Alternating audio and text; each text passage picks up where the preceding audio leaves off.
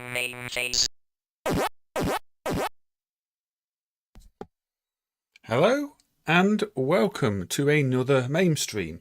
Now, I did say this weekend probably wouldn't be more puzzle games, but the other streams I were preparing, I didn't feel quite ready for them. So I'm going to continue with the puzzle games and clear up a few loose ends that there are a few things that I said in previous streams that I've now found out were incorrect, like ports of games not existing and things like that. So we'll have a talk about that later. But welcome everybody. Let's have a little look at the chat. I think this is going to be a quiet one because I think most people are a little burned out on the puzzle games. But we have Cow. Welcome, Cow. Always good to see you. We have Aussie Guy. The Aussie Guy was finding the facts here. Very welcome, and I do enjoy your facts, Aussie Guy. So hopefully you've got some nice facts for tonight's games. We've got Orgite Soul, another one of our regulars, and we've got Extreme Rec. Extreme Rec is here sometimes, and not all the time, but it's good to see you again, Extreme Rec. So I'm glad you could make it for this one. And we've got Tony Clement Garcia, aka MAME God, thanking us for the Namco System 10 and Hyper Neo Geo Progress. Yeah, that was a couple of releases ago for a lot of that, and say Namco System 10 will be improved in the next main release with Point Blank 3 and the Light being playable. So there's something to look forward to, and that should be out in the coming week, I think Wednesday. We've got Mo Burman as well, and I believe that is it for the people currently in the chat. So welcome everybody. If there's anybody anybody lurking, then also welcome to you.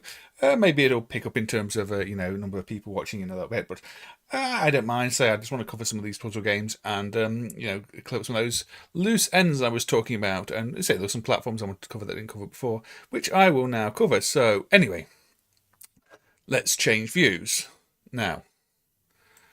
Volume up a little bit. I don't think there's any demo sound, is there? Headphones a bit tangled up. Yeah. There we go, now we've got some demo sounds.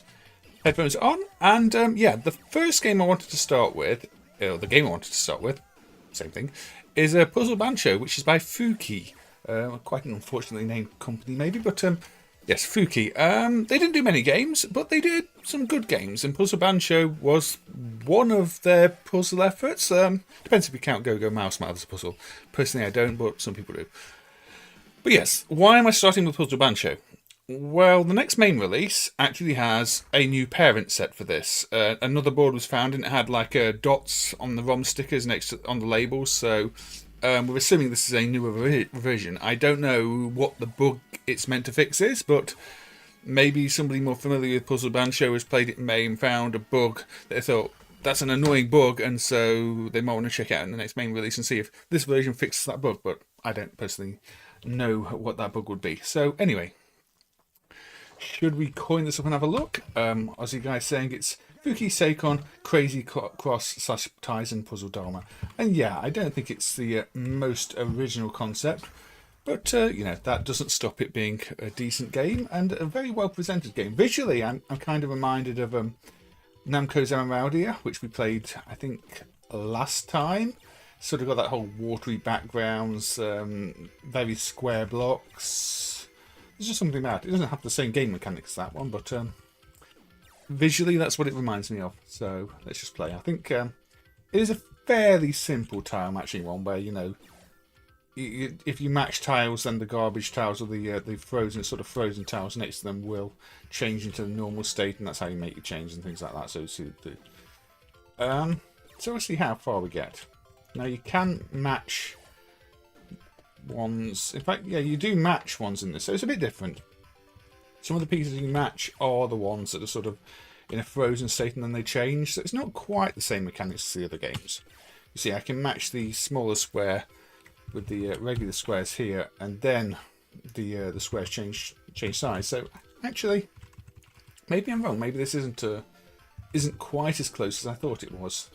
It's been a while since I played it, so I need to develop a strategy. So yeah, you see, I managed to chain reds into reds there because of the whole state changing thing. So we've got Aussie guy with some Fuki facts there. Formed in January 1977. That's a lot older than I thought. I thought they were a much more recent company, but there you go. We've got some purple blocks now, and they licensed other companies' games. Yeah, I think it was Orgite Soul I was talking to in my Discord about that, because they bought some dodgy Comad games like Gulf War 2, as you mentioned, which is just a bootleg of Twin Cobra, to Japan, and one of the hacks of Super Geeks. So they're one of those companies that have got a slightly shady history, not in terms of their own developments, but in terms of, I guess, who they worked with. Maybe they didn't know. It's very easy to be fooled by a company trying to sell you a game to license and telling you it's all above board, and then you find out, oh, we were distributing bootlegs and yeah, I don't know, but yeah, some of the later Fuki stuff, well, the actual games with their own sort of proper logo, proper presentation, they're really good. They did two really good fighters. They did some good puzzle games. They did Go-Go Mile Smile, which is a really good game, a bit like Anteater and things like that. This gets fast quick, doesn't it? So yeah, if you don't know Fuki, definitely check out some of the Fuki games in MAME, because they're actually really good. I don't know who owns the rights to them these days either, because they don't seem to be games that are appearing on modern collections. And I'm getting getting beat quite badly here, though. Oh dear. You see, they've even got this nice little raster effect when you lose that, don't they? They use that sort of raster effect on a number of the games, including the fighting games. Do you do the rose score on the floor and go mouse for some background wave effect? And they use it here. So the developers of these games were clearly quite competent at using the hardware. And I was told that they're sort of doujin developers from Japan, that Fuki had got involved. And we've got a few more arrivals. We've got Game City, saying it looks like a Taito arcade. Yeah, it does a little bit. I think maybe more Namco, but definitely got Taito too. We've got Juan Motta saying hi. So hello, Juan. I hope you're doing well. Welcome to the stream. Did I say hi to Mobo? I think I did. If I didn't, hi Mo. And yeah, Fuki say they didn't actually do that much, but if you get their stuff from the 90s, I think early 2000s, it's really good. So we've got more modes on this, have we? I guess this is a versus. Or is this only versus the computer? I don't know. Is this? This is strictly one player versus two player. Okay, we don't want that. I don't have anybody else here to play with. What's this one? So this looks like yeah, probably a versus CPU mode. A choice of characters. Let's look at the Bison rip-off. Yes, that Comat, Gow's Pinball, Bouncing Balls, Fantasia and the like. So yeah, we've got a competitive mode on this one too. There we go, a little chain of reds by utilising the game mechanics. Now there is a MAME tester's bug, I think, open for this one, where the music sometimes ends up in a bad state, so that could easily be what this revision changed, although the sound program doesn't change as far as I know, but it could be how it was called by the main CPU that was wrong. I don't know. I'm not super familiar with this game. I just wanted to highlight that the next MAME version does have a new revision of this game going in, so you know it's one to check out. The mechanic on this is fooling me in terms of setting up my chains. It's not what I'm super familiar with.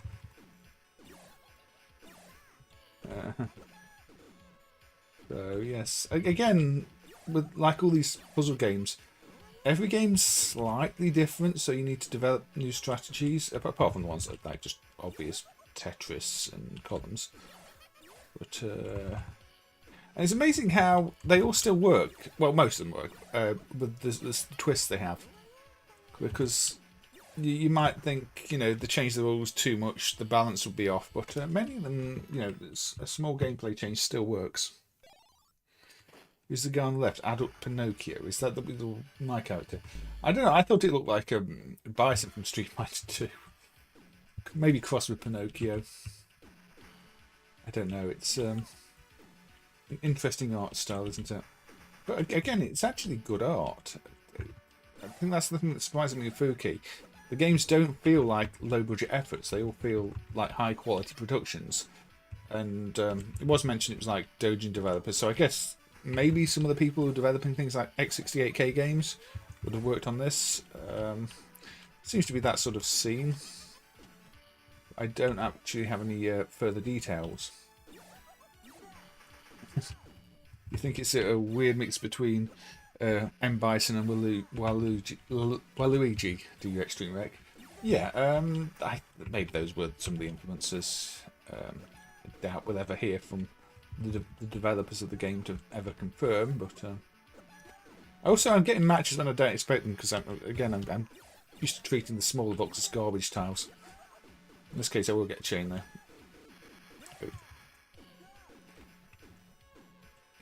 Yeah, this is one that I think gets overlooked because it's from Fuki and nobody really knows Fuki. Again, the chain mechanics confuse me there.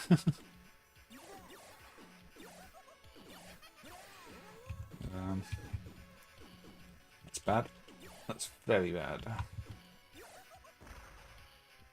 Did I win anyway? That was luck, not skill. Fuki site is still up, not been updated since 2011. It sounds like it might be one of those cases where the site's still there, but somebody's lost the keys. You do see quite a few zombie sites around.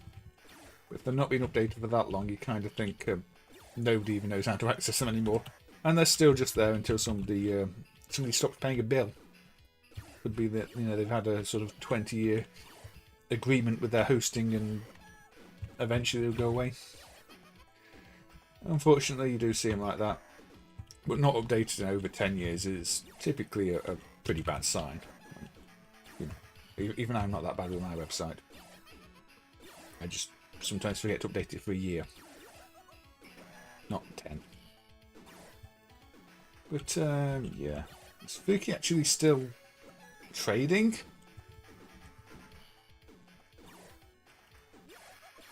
Some nice colour effects on the background here, but the fades as well. Again, shows a lot of polish for what would really have been quite a low-budget game, if we're honest.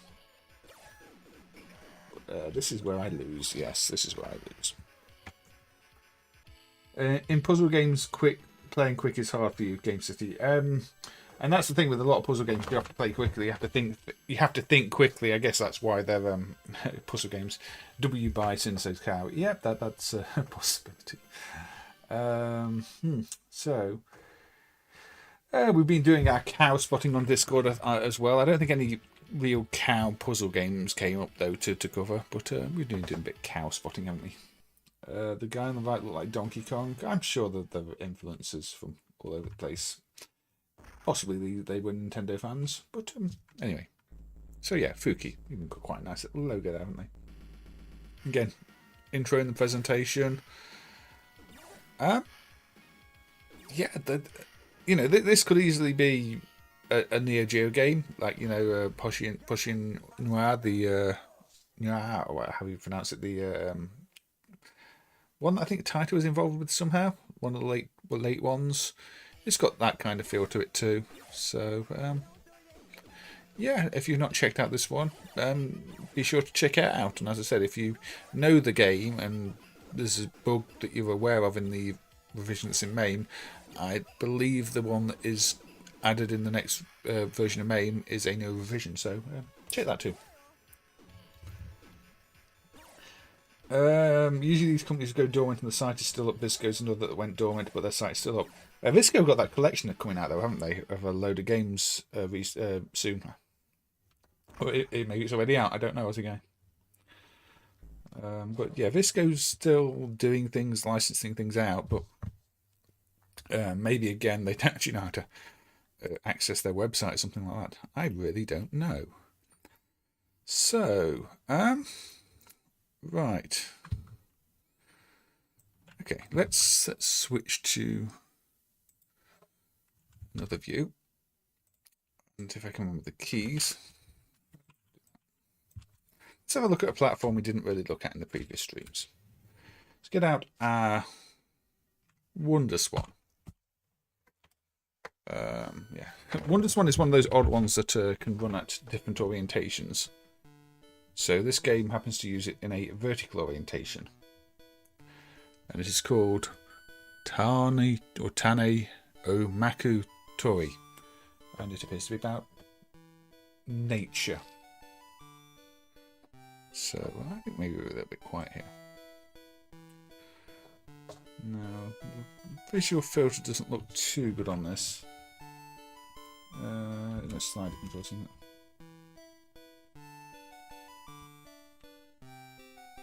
I don't know. Maybe I don't want to mess with this too much. I don't know. I'll leave it as it is, I guess. Yeah, Andrew Dunos 2 was a recent game, Lord Dalek. I do have that on the Switch. It's actually rather good. So what are the buttons here?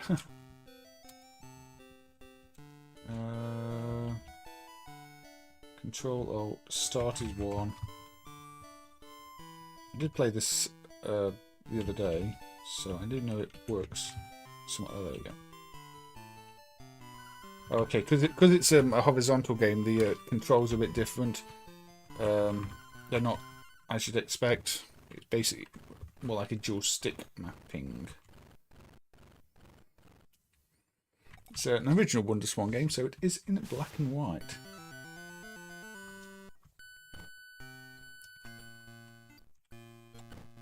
So yes, basically you've got to move the columns up and down so that Well, I guess are they drops of water? Reach the flower. The bottom there.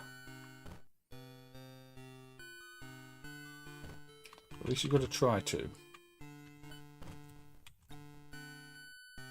So you see, I'm trying to direct them all there, because they will take any path that comes to them. That one's combined, but unfortunately, probably not much I can do. But it's definitely a puzzle game. There we go. I got enough drops of water to the flower to grow the flower.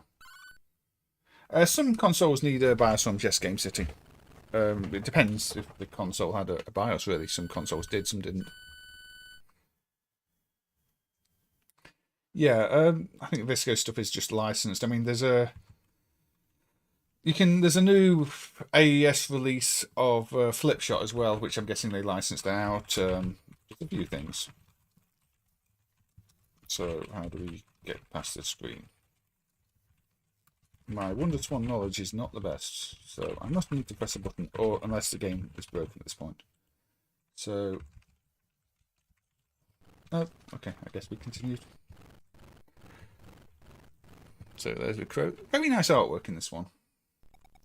But now we've got same sort of concept, different graphics.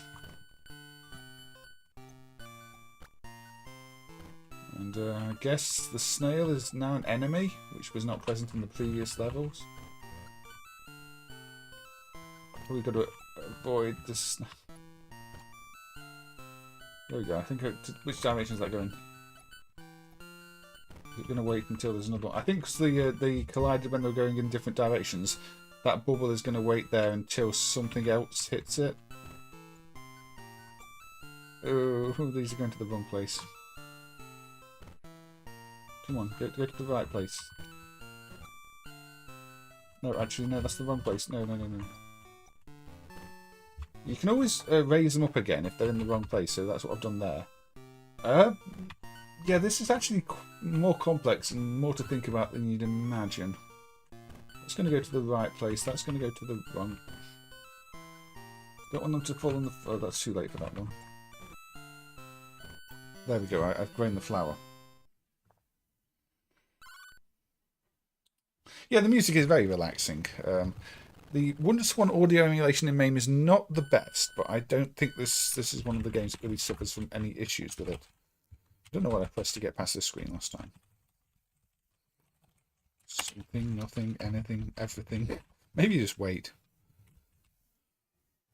No, you don't just wait.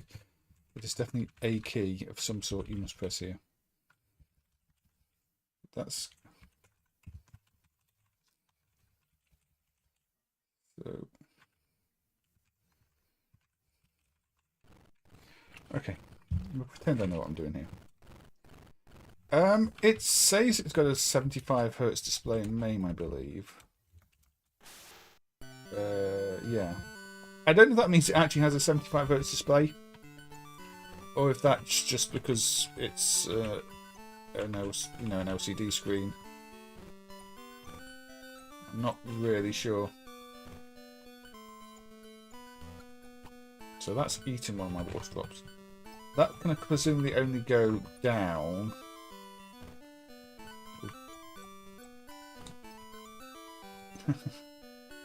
And yeah, I've combined two there that I probably didn't want to combine.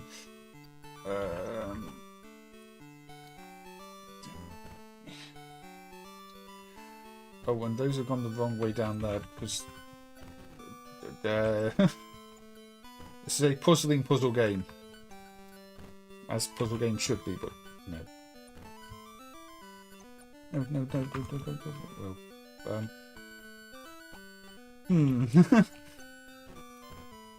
as you can see, it's quite an original puzzle game. Reminds you of Cool Ball or Popils. It's no New York game, but I don't think I've played that one. Extreme Wreck.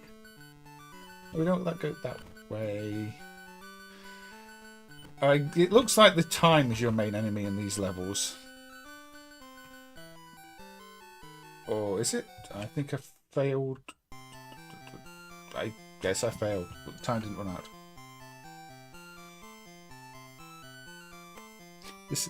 That is terrifying. Yeah, I say I don't know if it really does. I don't know that much about the Rio Wonder Swan. But yeah, you press right to skip that screen, as I now know. Yes, because of the way the system rotates, has different control schemes depending on if you've rotated it or not. I think the usual directions end up acting as buttons. The usual buttons end up acting as directions, and it's all quite confusing. I think MAME tries its best representing that, but I'm sure you can appreciate that it's a bit of a nightmare. No, left that then. You didn't drop down to the flower. No, bad. Those are good, are they? Yes, I'm not going to cause too much flooding like this. We're not going to spend too much longer on this. You're taking all my water. Stop that.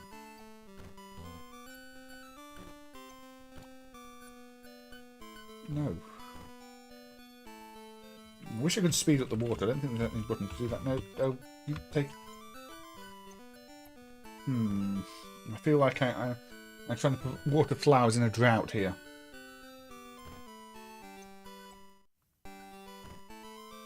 Now, there we go. Take that drop down there. Yes, there we go. Good. Was that a ghost girl on the continue screen? I wasn't paying that much attention to the continue screen.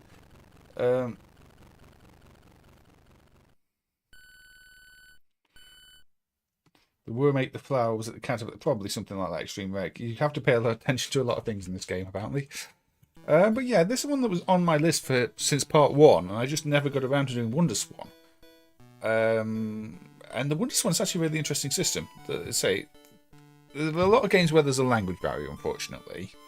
And even this, I can't read the story, but being a puzzle game, you can figure out the rules quite easily. And we've got the background. And even for black and white games, the colours are, the shades of grey work really well. Now we've got 2 flowers down the bottom. And we've got a leaf here. I'm guessing the leaf is just, another one of the down-only platforms.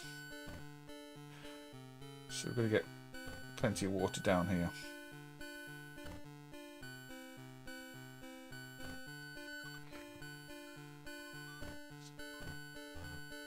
So...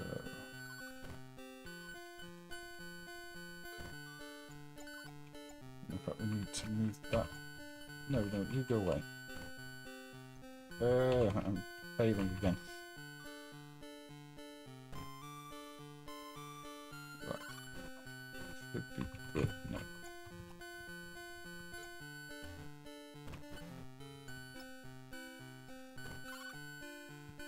Not grown yet? I thought that would have fully grown by now. Anyway, when we have to continue again, I will move on to another game. But I'm glad I'm showing this one off. And this is one that I was not familiar with myself until I was doing research for these streams, and that's kind of why a lot of these streams take a lot longer to prepare than you might think, because quite often I'm having to look at games and research them too. So yeah, I think because the bug got to the flower down there before I'd cleared the level, I fail. So you kind of have to balance that too.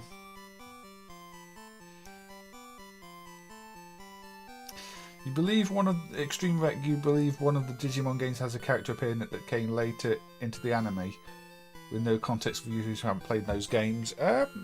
It's possible. I don't really know much about Digimon to comment on that, but it wouldn't really surprise me. It would not surprise me at all. You think after Visco went dormant, Tetsuo Akiyama, the company's founder, secured all the IPs and licensed them out to other companies, and their last game was Clown Magic, released in 2002, which I'm guessing was a gambling game from the sound of the title, Aussie guy. That's a crow, I think. Or is it a crow ghost girl? I don't know what was being said. Didn't Cebu do similar, Aussie guy? Yes, 1999. I don't know what the other game modes are, but there you go. Definitely worth checking out on the home systems if you haven't. Well, handheld Wonder Swan. So we should flip back to arcades now, I think. Yeah, I keep missing this one out. This is a very important puzzle game, at least to me.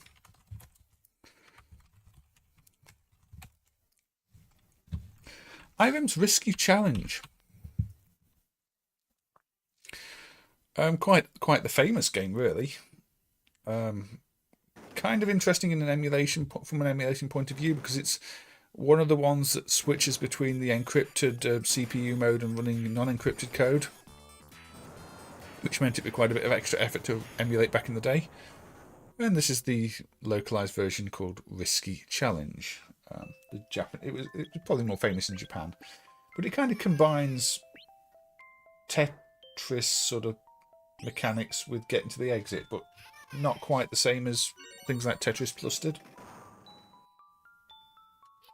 Visco made gambling games and VLT games during that point.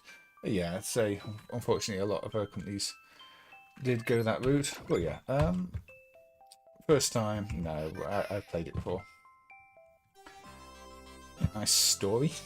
Now, there are versions of this for the home systems. The SNES and PlayStation got some decent versions. Yeah, Tetris meets Lemmings would be a good way to describe it. You're right. With Irem production values. And Treasure Hunter in the side of the screen. I wonder if they're going to call it Treasure Hunter at one point.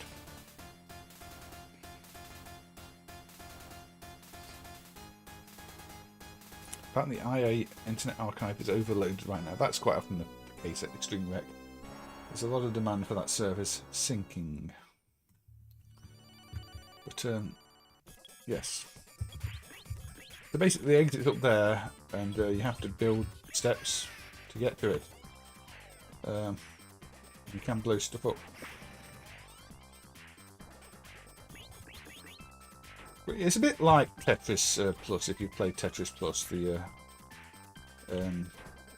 Jellicoe game. Don't need bombs, need to build steps.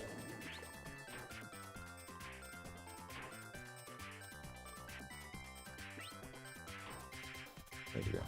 Blow you up.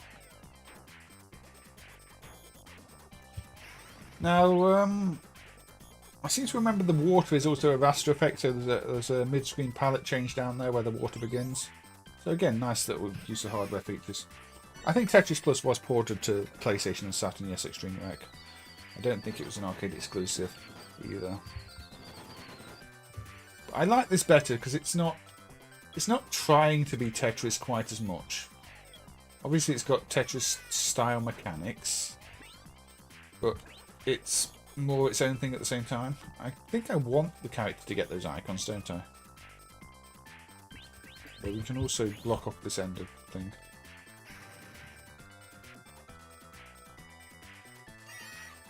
Yeah, there we go, you see. A bit of rescue him up. Oh, no. Go the other way. There we go. Look at that little bit of panic when I just slapped that block in the way of him. But, yeah, one of the more original puzzle games. So now I'd say we have to blow up a path to the exit. You want to crush the enemy. Yes, let's keep you over there while we do that.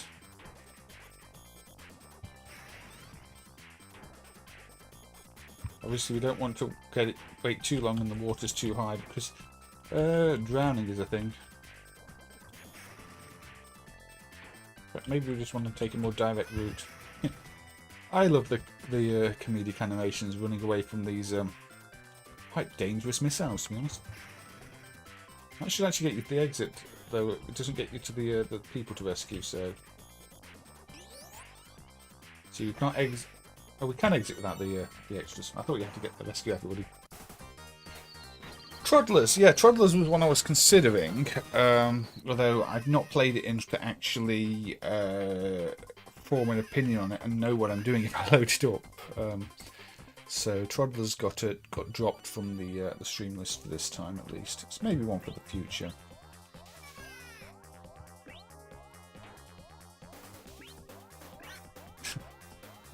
Sorry, little dude.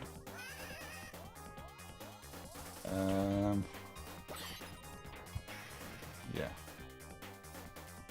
Oh dear. That is how you fail a level.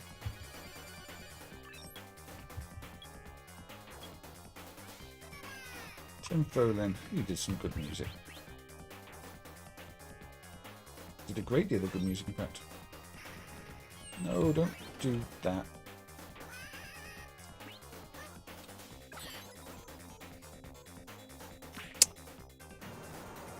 You see, it's quite easy to fail too. I might make the first stages look easy, but the game does let you fail if you don't play it properly. If you crush your own little guy like that. Go on, get out of the way. No, you no. Uh-oh.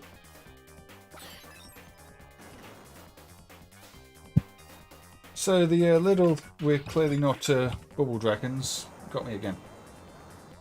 Wild Snake for the SNES and unreleased on the Genesis. Yeah, that was a good game. I think I played that on a previous stream because it's one I rather like, Extreme Wreck.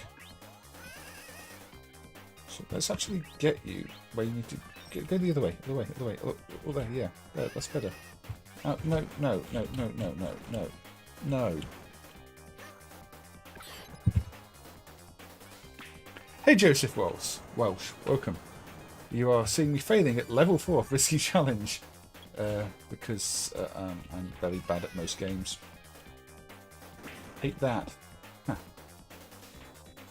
You see, when... No, move out. No.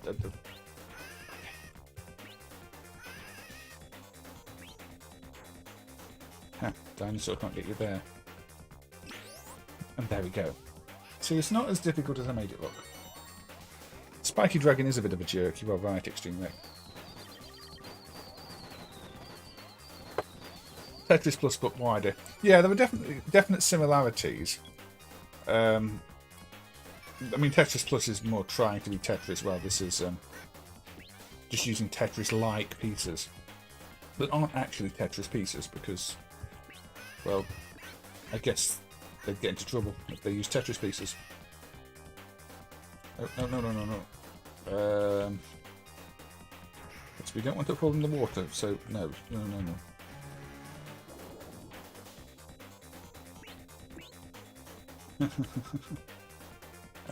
What do I want to do? Probably just wait until I get... Oh, no.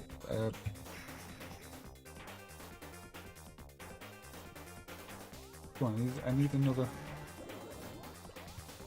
There. No, get out the water. Okay.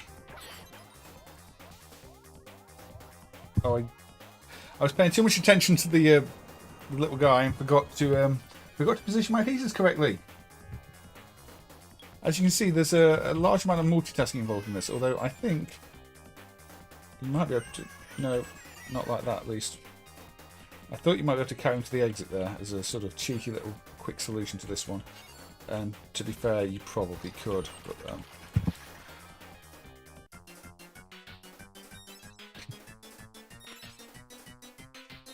So, Risky Challenge. It's a good game. I'm clearly completely out of practice on it. It's definitely better than Tetris Plus though. In fact, we should probably look at Tetris Plus or Tetris Plus 2, to be honest, just for the natural comparison. Because I've mentioned it many times during the streams, so let's go Tetris Plus 2. No one has uploaded the music from the Genesis version of Wild Snake. Interesting. It wasn't on my list to look at tonight, but maybe we'll get round to it. So Tetris Plus 2. It's a JAKKS game. I think the shadows are missing here because I think those are meant to be shadowed. Well, maybe they are right. Maybe they are grayscale, aren't they? So puzzle mode. Which character? Let's just go with the fast one.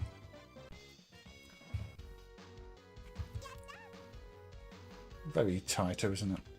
But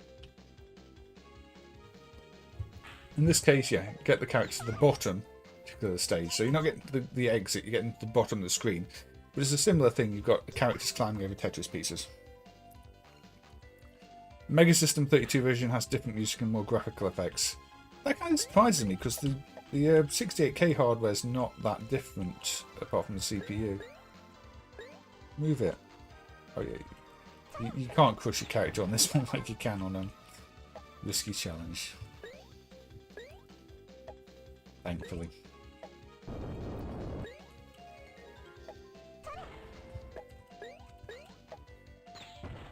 There we go. You're still not going to the bottom, are you? This should get you to the bottom. There we go.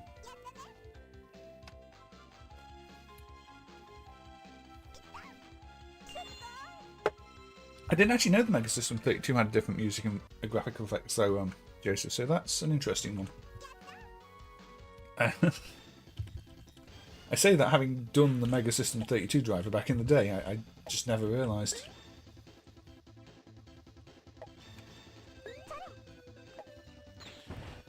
And there we go. There does not appear to be fall damage. At least not from that height. Given the choice of this or something like Flashpoint or Atomic Point, I'd definitely pick this. You know, it's a similar thing of having to clear out specific blocks, but this feels more forgiving and more interestingly themed.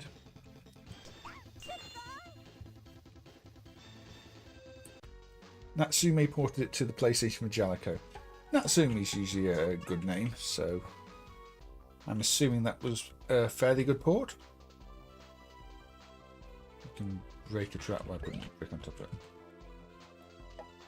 So, yeah, there were traps. Evil traps.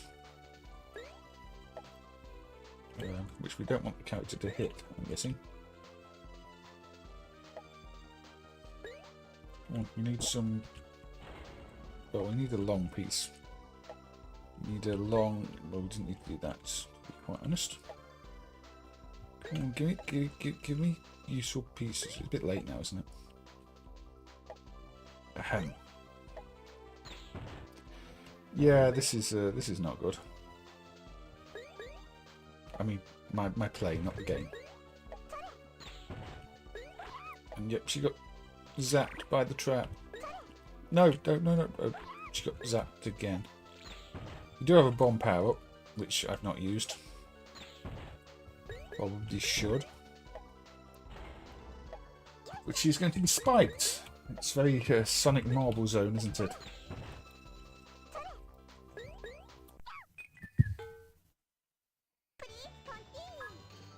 No, Flashpoint does not have this tiny cute character, nor does Atomic Point.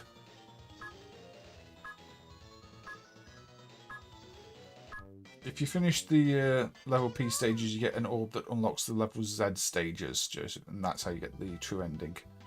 Again, I wasn't aware of that. I've not actually invested that much time in the game. I've sort of, you know, I know the basic concept of it, but yeah, I've not played that much time. I wonder if the background's meant to fade there. That looks a bit awkward. I know these JAKKS systems sometimes have different fade controls, which is one of the things we've not got right in Mega System 32 yet either. As you can see from like the P47 Aces intro, the fades are all over the place. Maybe this needs something, or maybe that's just kind of ugly on real hardware too. On Expert Puzzle mode, the orb is on a different floor, says Joseph. So there's a little bit of extra depth to the puzzle here, where you have to go the right route. And yeah, it does have a proper, you know, Tetris mode with some special blocks. Well, if you just want to play something a bit closer to Tetris, but we've played enough straight up sort of Tetris type games over these streams. So I will probably leave that one there. I just wanted to put that one for the sake of sort of comparison with a risky challenge, which is a fairly obvious comparison, natural comparison. Right, in this one, I don't think the CD audio works properly, but this was mentioned on one of the other streams I did, and this is a version of Puzzle Bobble for the PlayStation. but with a Psychic Force theme. And again, this is one I was not aware of until it was mentioned in the chat. You offer a bit extreme leg. Okay, take care. You think it would work better with a bag randomizer than modern Tetris? Yeah, the Tetris has evolved a lot, so it might do. I noticed there's some glitchy flashing lines at the top. MAME's PlayStation emulation is not perfect. I should probably skip songs. But game start. But yeah, CD audio doesn't always work in MAME's PlayStation driver. As you can see that here, there's not really any background music anymore, which is unfortunate. I don't know why. I thought it was a regression, but it's not a regression. I checked an older MAME version, it's just the same. So while there were some CD audio regressions that have now been fixed, this has unfortunately always just been a case of no background audio emulation in MAME. As you can see, it's... Oh no, now we have background audio. Maybe background audio design is just not all the time? I don't know. I'm not sure. There were one or two where it didn't seem to play other than this. Maybe this is just how this one is. I could be wrong. Again, it seems very odd that there's no music here. I don't know. Why am I selecting these again? Yes, it's based on Psychic. So yeah, there's music in game, but there's no music on the select screen. I'm kind of confused. But yeah, I mean, Taito did a few themed puzzle bobble games. There's an arcade one on Naomi that obviously we're not going to play too. And these days you've got things like Tohu's Bell Bubble, which is actually really good. That's obviously got puzzle bobble mechanics. So why am I selecting a different character each time? Is this just like a play anybody select? I don't really understand the structure here. I've probably not selected story mode by what I can see. This just seems to be random one-off battles. But you get the idea. It's puzzle bobble with a theme. It's not even preventing me from selecting characters already selected, so yeah, that's an awkward one. Not the best aim there.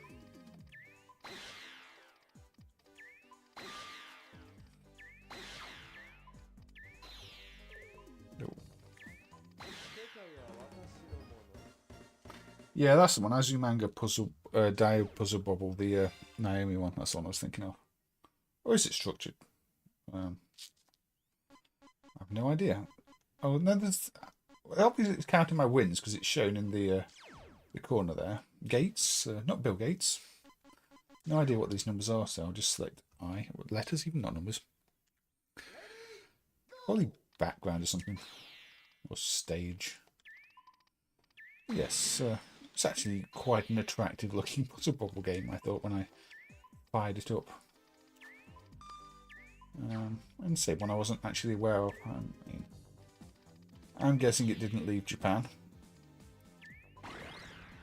Psychic Force is one of those series that didn't seem very well received outside of Japan. I remember PlayStation magazines at the time just giving it pretty terrible reviews.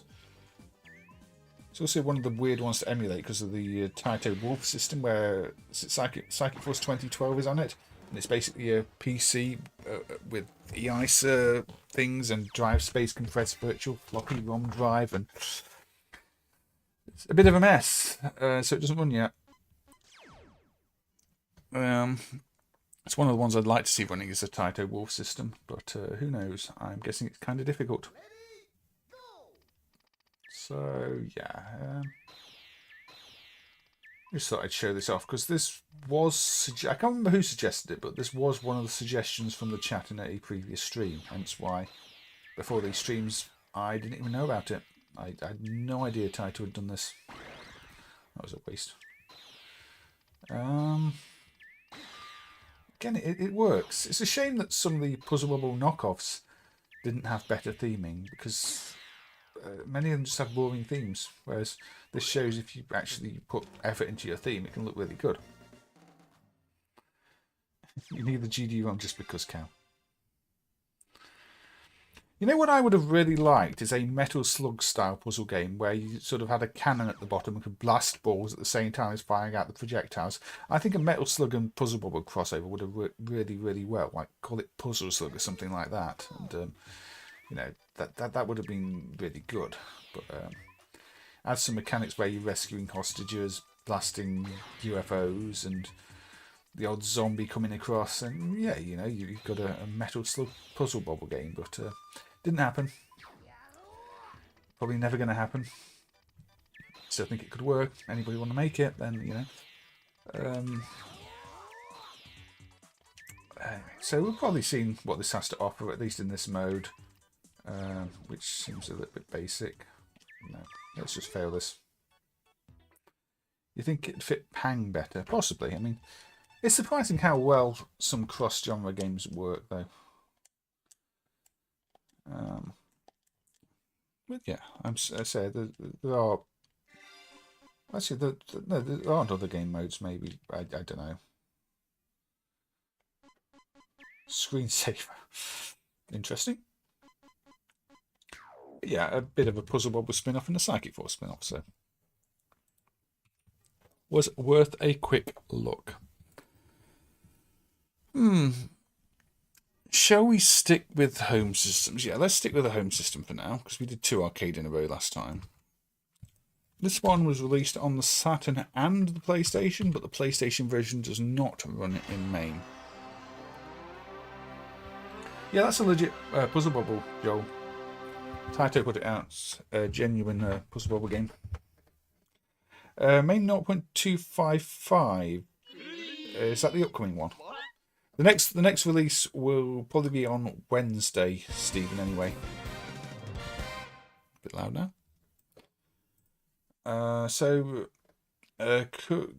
Kururin Pa, which did have a PlayStation release, but the PlayStation release hangs on trying to load it, so we'll play the Saturn version.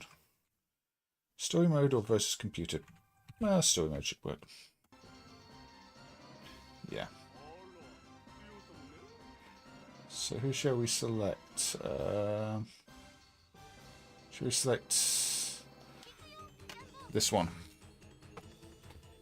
So I don't really know much about how to play this. I have played it before.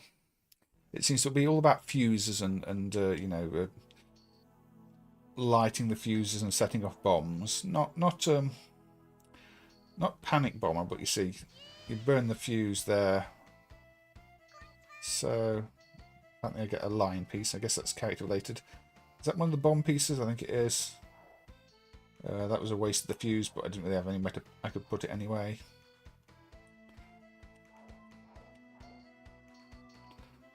But I can just burn those pieces. I don't know why I'm stacking lines, but sometimes lines just need to be stacked, I guess.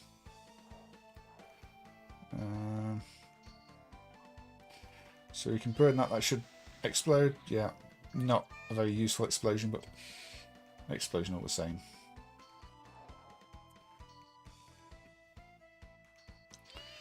We can burn the lions.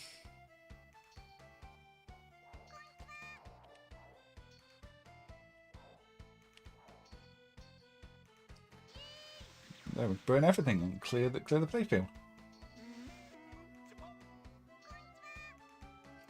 What's with the guy's mouth zone? I don't know what you mean, Wolfas.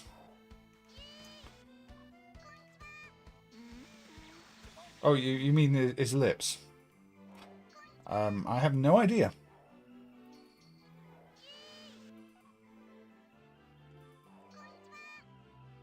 I don't know any of the lore of this game or anything like that. Just appears to want to kiss us. So you can clear off a good amount of the playfield with one fuse in this if you place it well. Oh, the lines eat things going downwards. That's different. Okay, so you know I am learning the mechanics right now.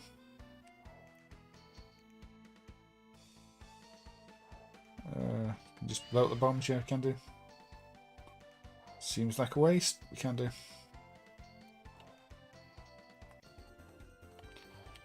No, that's not good.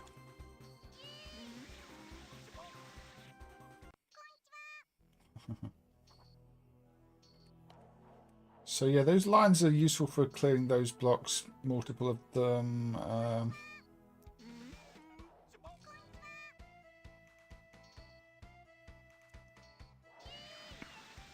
There we go. That's cleared a fair bit of the playfield quickly. Oh, I thought I was going to win then, and suddenly bad. Suddenly very bad.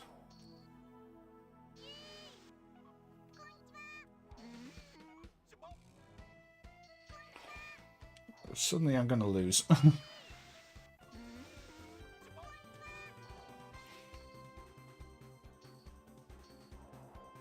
And this is what happened last time I played this game. I just didn't know what I was doing and just lost. I can get rid of those quite easily. Maybe. Not useful. Yeah, I think I've lost.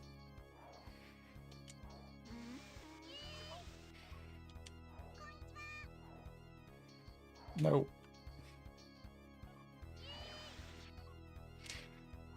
So, if anybody has any good strategies for this game, do let me know, because clearly I do not have any strategy whatsoever.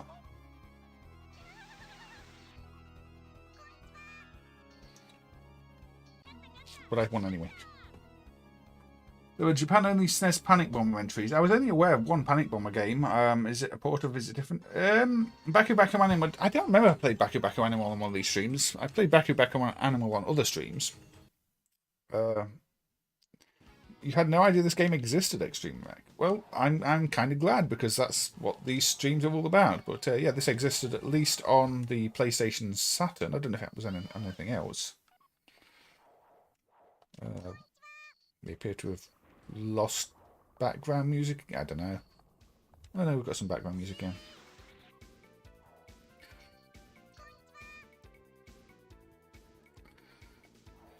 Yeah, there's some games that are more forgiving, Lord Dalek, like Teki Paki and one of the others we looked at on a recent stream. I can't remember which one it was. Emeraldi, I think it was, the Namco one.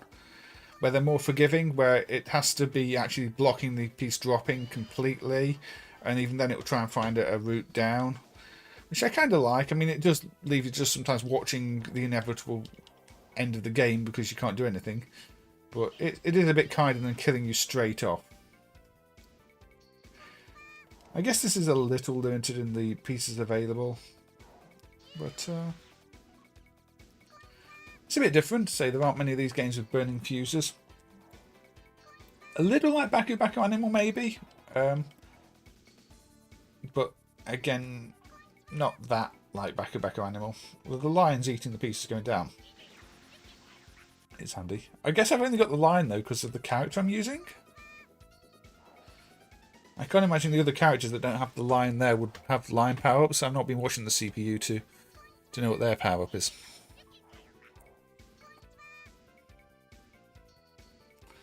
Because I've been trying to concentrate on my own game.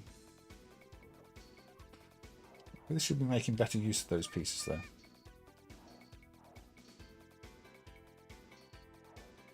Huh.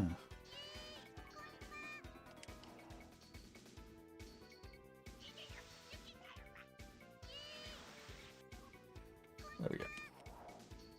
But yeah, I think this was left in Japan. I'm not aware of any English versions of it. But the thing with all of these puzzle games is, unless they're word puzzle games, you don't have to know. You're fine. Maybe that's one of the reasons I like puzzle games, is because it's one of those genres where there are a lot of games that were left in Japan, but they're still completely accessible to a non-Japan speaking audience, because you can just sort of pick up the mechanics and play them without worrying about story or options too much. You just work them out, a bit like shoot 'em ups. You know, language barriers are very rarely a problem in shoot 'em ups, apart from maybe some of the milestone ones, which kind of don't make much sense. But that's milestone for you.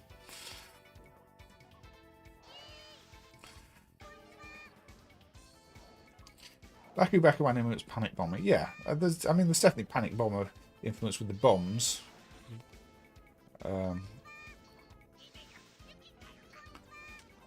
We won't play it for too much longer anyway. So we do have all the games to look at. And we're an hour in. As I said, the other streams. The other thing with puzzle games is there are so many of them. You can get to part 4 on a stream and then still think you're not going to cover half the ones you want to cover. But okay. Oh, so yeah, I blocked myself in and lost. I didn't actually want to continue. But yeah, you get the idea. That's his one on the Saturn. I don't know why the PlayStation version doesn't work in MAME. It just hangs on loading. But the Saturn version is perfectly fine.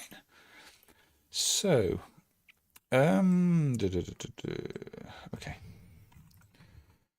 One that a few people have been asking for, and I'm surprised, but I guess it does stand out as a unique game, is Dharma Doujou from Metro, which is the concept of this one's been cloned a few times or licensed out. Puzzle Star on the Neo Geo, not on the PGM, is a version of this game. It seems quite quiet. It seems very quiet.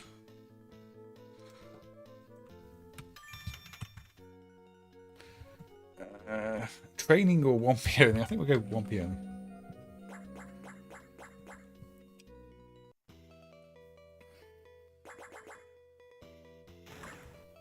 Hey Shadowrun 20XX, who has donated $20 to the super chat, and has a question. What's up? What was your take when El Semi got CPS 3 boards running? El Semi, I was actually working quite closely with El Semi at the time on the MAME emulation of PGM. Oh, I'm getting these systems mixed up. On CPS3, so that was kind of an interesting one because El Semi assisted a bit, other people assisted a bit, and sort of we all kind of got it all running together. So there were a few things I worked out, there were a few things El Semi worked out. Of course, we had Andreas working out the encryption, which kickstarted the whole thing. It was an interesting time. I didn't enjoy the support side of things afterwards because people started getting a bit demanding and nasty about it, in fact. But the experience of seeing it running for the first time in general was a good one. It's just to say a shame about the everything after it. But yeah, I can't actually remember who did exactly what on that. I know things like the sprite compression were interesting challenges. But yeah, it was a good one. I think El Semi got the CD-ROM stuff hooked up. I did some video stuff, but yeah, it was an interesting time.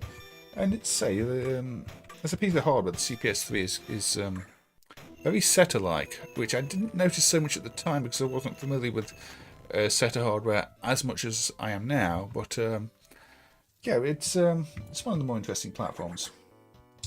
Yeah, it was. There were good sides and bad sides to it. I ended up with some annoying people, putting me on bug fix trackers and demanding I fixed bugs by certain deadlines and things like that. And it was like, that's not fun. I just want to do this as a hobby. And then spamming me with emails. So I don't know. It's one of those experiences that was kind of soured by a lot of what else was going on with it. But yeah, it's not one I'll forget. And at the time, obviously, there were no ports of some of the games, like you couldn't play Red Earth anywhere else. And so, kind of, that was a big moment, getting that working and actually seeing it. Because until that time, there was no indication Capcom were ever going to do anything with that game again or put it out. And now, of course, they have. But who knows how it would have been if things had been different. It was a game that I think nobody really wanted or liked that much.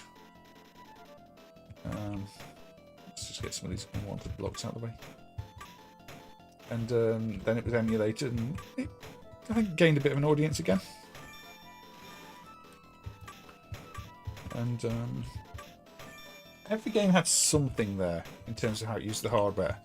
I think there's like one stage in one of the Street Fighter games that uses one of the like higher color compression mode and things like that. So yeah, an interesting one to study.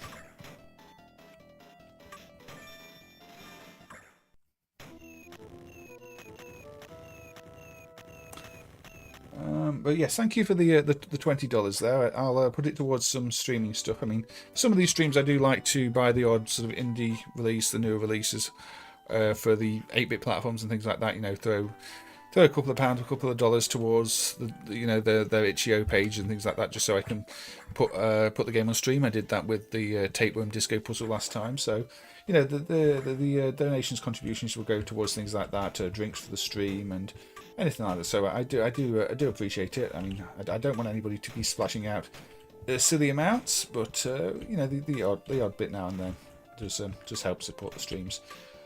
As for this game, you can see you've got to get 4 of the same at the bottom or 3 of the same at the bottom, depending on the stage.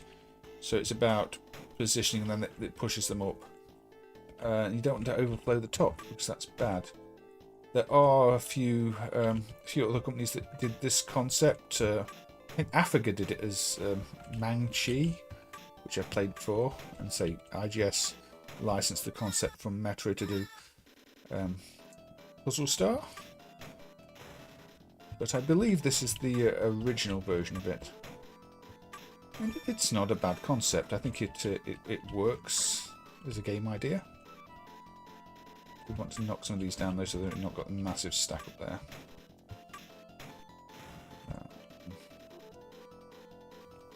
Where do we want to go? I want to get that out of the way. Let's get some of these others out of the way so we can get the yellows.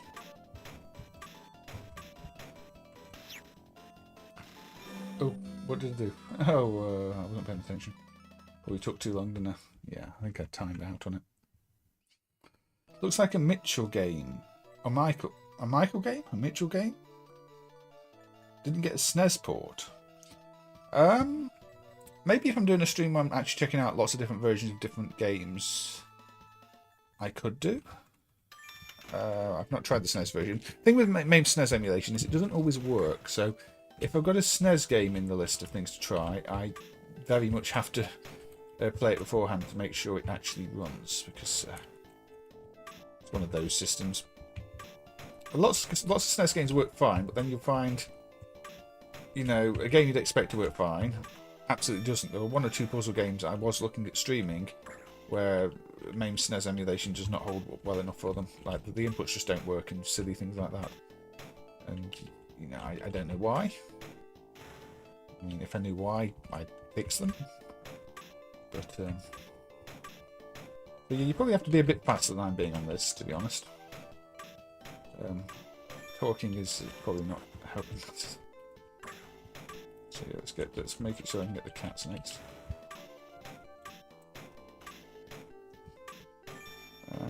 What's the most realistic thing to go for? Get the brown, orangey ones. And get the purples.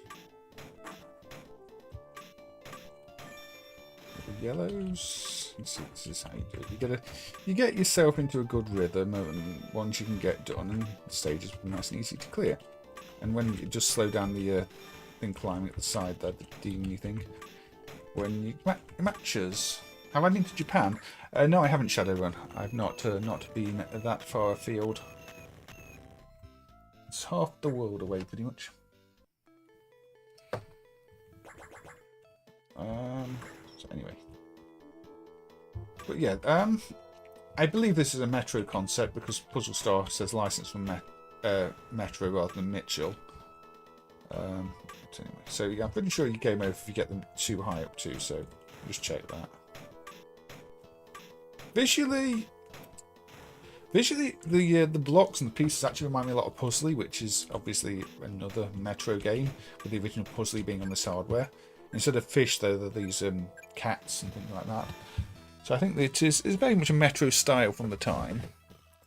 Maybe a bit Mitchell too, I should say, Aussie guy.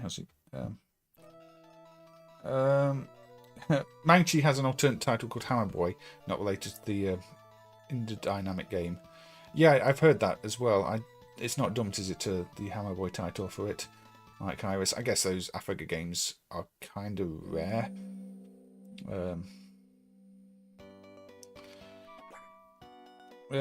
Does the Metro hardware do sprite scaling? I can't remember, all guys. So, but yeah, if it does, then you're right that it's barely used.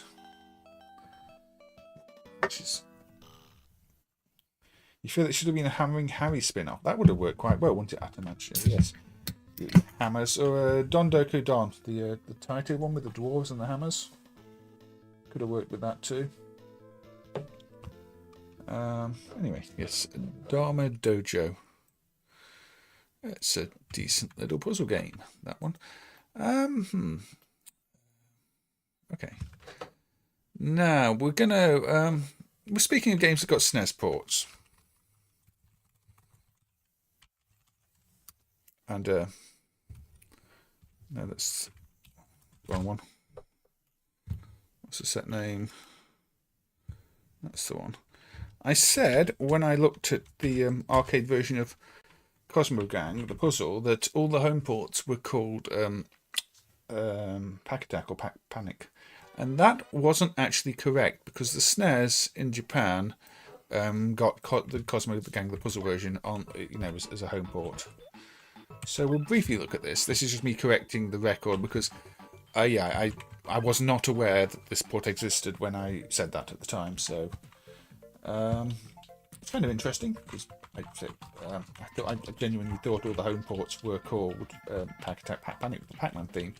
But no, clearly in Japan at least, this the Cosmo Gang IP must have been strong enough for Namco to consider using it here.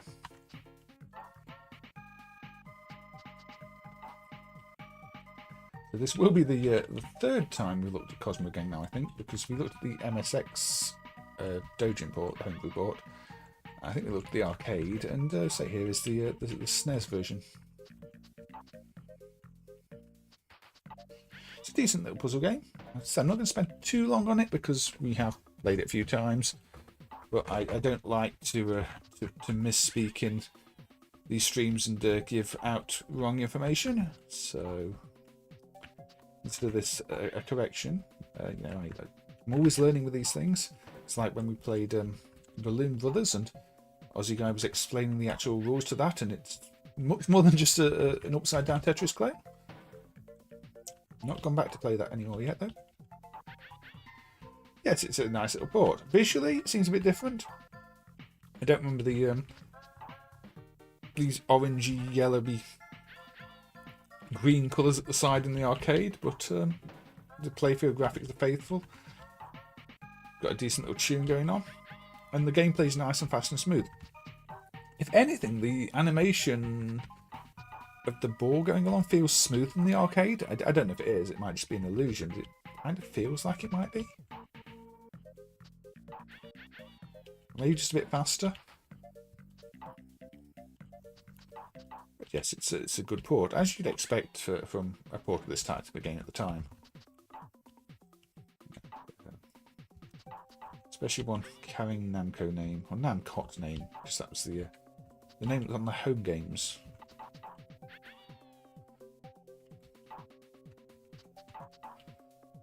So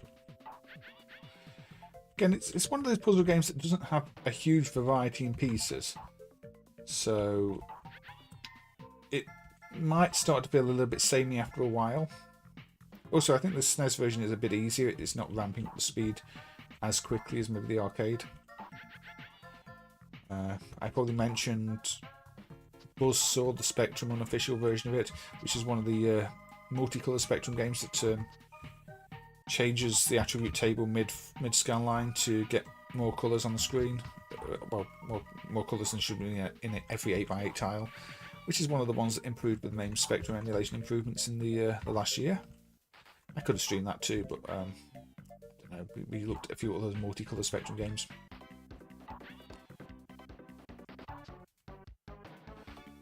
But yes, obviously people do know the concept,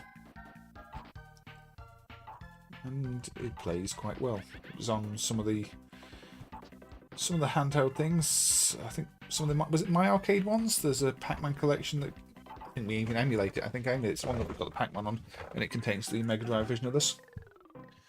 You prefer the aesthetic of this version over Pack Attack? I think I do too, as well, Joseph.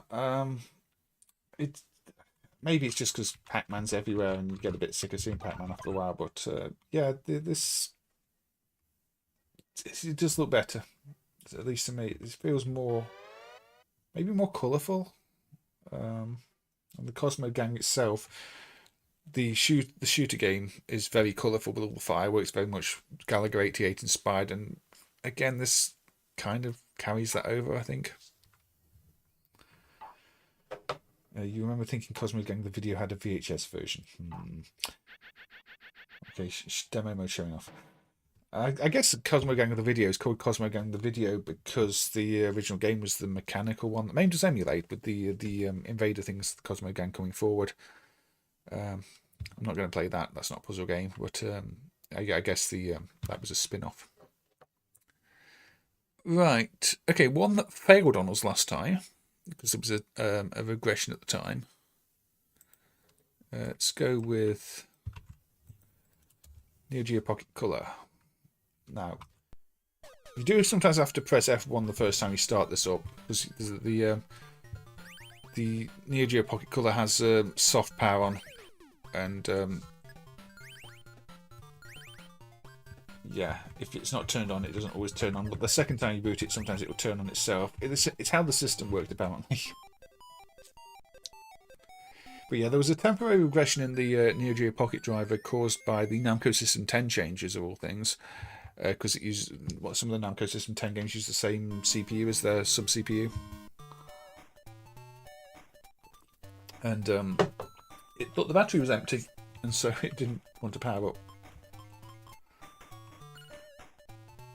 Card game. It's a very nice boot screen. It does remind me a lot of the Dreamcast and things like that, which is kind of around the time it came out. Mr. Fungi. Also, welcome, Mr. Fungi. I didn't see you join earlier, but good to see you. You love how the pocket is smaller than a regular Neo Geo card. Yeah, Neo Geo cards were pretty big. So this, you fire blocks up to make links. It's an original concept. Because you look on the surface, is it going to be like magical drop, but it's not. It's got a similar firing up the screen view, but you don't play it anything like magical drop. Special one. Round clear. We played one of the Puzzle Link Pocket games a few years back. Yeah, they. I think when the system was about, people kind of said this was one of the best games on the platform. They enjoyed the original puzzle nature of it, and puzzle games and handhelds are a really good mix. So, not too surprised.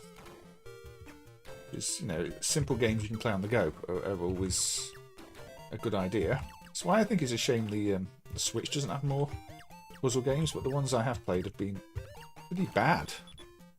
A lot of them, so I don't know. Doesn't feel like they've got quite the quality they used to. Although I'm looking forward to Puzzle Bobble Every Bubble, the new Puzzle Bobble. I think that looks like it could be a good one. What are we doing? I need to clear off this heart somehow, but not that way. I'm failing is what I'm doing. Can I even clear off this heart?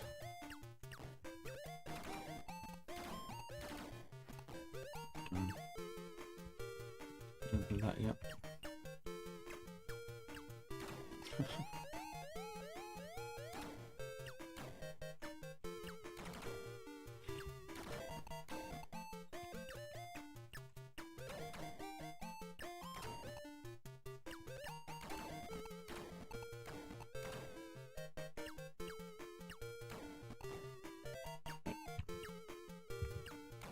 There we go. So we can't do much. There we go. To the stage.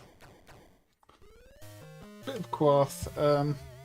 Game Boy Quarth. Does the Game Boy Quarth play like the arcade? I mean, I guess the fact you're firing upwards, yeah, qual, vital light, things like that. You have to learn the rules. I'm not always clear. See, why is that blue? Is it because I've already fired a blue one? I guess so.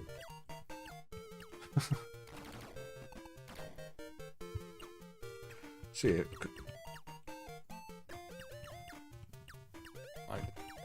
I don't understand what I'm doing, but thou do.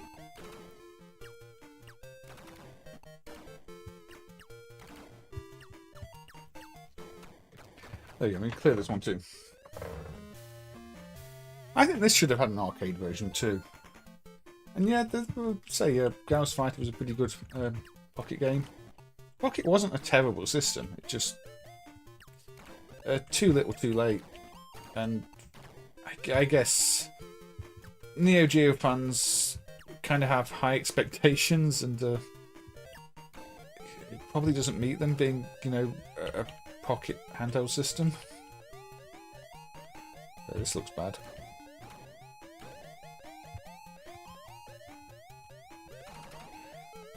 That helps.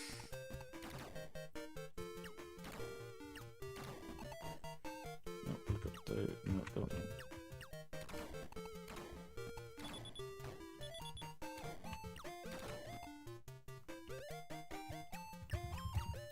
There we go. You wish it was backlit when it was new. I mean, BBH covered a little bit of the stuff about the Neo Geo Pocket and the Pocket Color in one of his recent Neo Geo Rankmaster streams, and, you know, talked about how clearly SNK had to rush the Color to market after launching the original version, and Nintendo going, oh yeah, here's a Color Game Boy. You know, you have to think that releasing a black and white handheld when they did was an odd choice anyway, considering, you know, there'd been colour handhelds for much longer anyway. And maybe not from Nintendo, but why does that not link like that?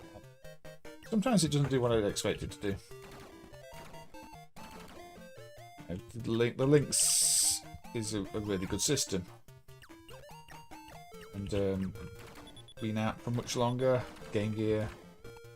So it probably shouldn't have been a surprise when Nintendo eventually put out a Game Boy Color, even though, you know, it was around the same time the Dreamcast came out, which seems absurd. But handheld tech has moved very quickly since then.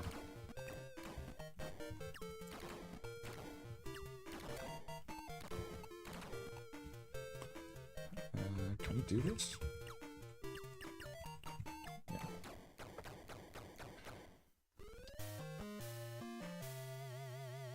Super Puzzle Link World 2. Is that a game on another system, Extreme Rec? 18. Yeah, Ghoul Panic. That's the one that's a bit like Point Blank, isn't it? But with a ghostly theme. I think I played it on a Halloween stream. It's the one I'm thinking of. Anyway, we don't need to play too much of this, so let's just kill myself on this. I just wanted to show that the regression in the Neo Geo Pocket has also been fixed, because, say, it was one of those, like, I tried to play it another stream, it just didn't work. But yeah, the next MAME release will not have the bug which was in the previous one. Which again is one of the reasons I like doing these streams, is because unless people are actively testing things, regressions can happen. We don't want them to happen, but they happen, especially when a lot of work is being done on something and maybe a system doesn't get tested. Oh, it's a joke about how it's a bit like Super Mario World. Okay, Extreme Rec. I was just wondering, is that really meant to be that quick in the intro? Maybe. I don't know. Maybe that's just the style they've gone for. Probably is, actually, isn't it? Not every Neo Geo Pocket game does work, though, but most of them do. Very pleasant sound, very kind of relaxing. Right, another one that gets mentioned quite a bit.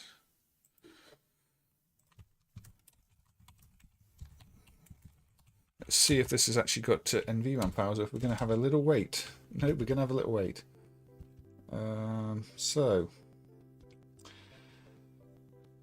unfortunately, this is quite a long little wait because I've not got the flash files ready for this one. Shall we wait, or shall we just let it count down? Because unfortunately, this is the slowest part of the emulation. I can only get like 120% speed while it's doing this flash, and it's a long countdown. But I guess it will be worth it, won't it? It's Senkyu Battle Balls, which is one of the better games. Endurance stream, yeah. I must have cleared out my NVRAM folder at some point in the my streaming setup, because I had all these flashed at one point, ready to go. But this is what happens when I forget to actually prepare one before stream. So let me just scroll back the chat and check if I've missed anything. Shadowrun says Choo Choo Rocket had you hooked. Choo Choo Rocket also had a Game Boy Advance port, didn't it? Which I've not tested. It was in my shortlist, but I didn't get around to testing it, so it's not in the stream list. But yeah, that might have been a nice one to feature actually. The Dreamcast version's not going to run well in MAME, but the Game Boy Advance one might have done. A bit hit and miss at times. Sometimes the sound is dodgy, as we found with one of the Game Boy Advance games last time, and some don't boot. But yeah, unfortunately, that one might have to come in a non-puzzle stream if we look at it. But you know, I do like to do variety streams too. You automatically think of Sonic 06 loading screens. Yeah, they were kind of bad, weren't they? Unfortunately, a lot of games still have rather bad loading screens, loading times. I was trying to play it's Curse of the Sea Rats on the Switch,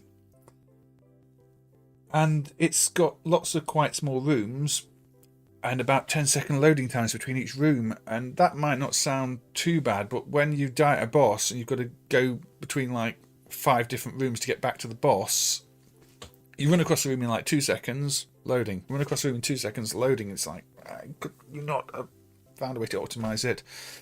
But I think it's probably one of those Unity things. Lots of Unity games have terrible load times and frame rates. The Deco cassette system loads faster than this. The stupid thing is, this load time, you know what it's doing? It's just flashing the sound ROM. The motherboard has a bunch, I think 2 flash ROMs. All this screen does is verify that the number in the flash ROMs that are on the motherboard matches the region of the cartridge, or it region locked you, and then it copies the data from the ROMs on the cartridge to the motherboard flash ROMs. And it has this like 5-minute countdown to do that, which is ridiculous. I don't understand the logic behind that decision. Surely it would have been quicker and easier just to do direct lines to the cartridge. Oh, it's not like it's copying the whole game. It's literally just the sound data. And then they've got this whole annoying region lock thing, which again is kind of pointless. One of the strangest decisions, to be quite honest.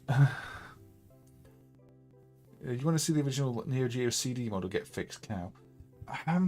Yeah, I don't remember why that doesn't work. Was it a different CD controller, or does it just use it in a different way? Unfortunately, the CD controller code for the Neo Geo CD is kind of messy code that came from Final Burn and just sort of works. Need the boot music from the Konami Bubble games. I think doesn't the boot music play just the speech at the start? Not. I can't remember, Mr. Fun Guy. I know we do emulate 2 of the Bubble System games, but it's kind of HLE based because it doesn't have the countdown at the start and things like that. I think some of it works though. Or is it something that the custom chip does itself? I know Phil Bennett was talking about the Loopy emulation that he's still working on a couple of weeks ago, and he found that there was like a test command you can send the sound CPU, sound ASIC and ASIC, and it will just play a tune. Like there's a tune built into one of the sound chip, which is not uploaded by the main CPU or anything else, like just a test tune. So I don't know if that's actually some CPU with its own ROM with the sound inside it, or if it's just hard coded into a custom or something like that. But yeah, the Loopy has a built-in sound too. The original Twin Bee has the boot music. There were lots of different regions Extreme Rec for the SPI. I mean, I could have fired up Battle Balls, which is a German region cartridge. I fired up the Japanese one because it's the original title. But yeah, there were some games on SPI where we only have one game for that region. So if you were unlucky enough to own that region motherboard and that cart, you weren't swapping anything unless you knew how to region hack the ROM.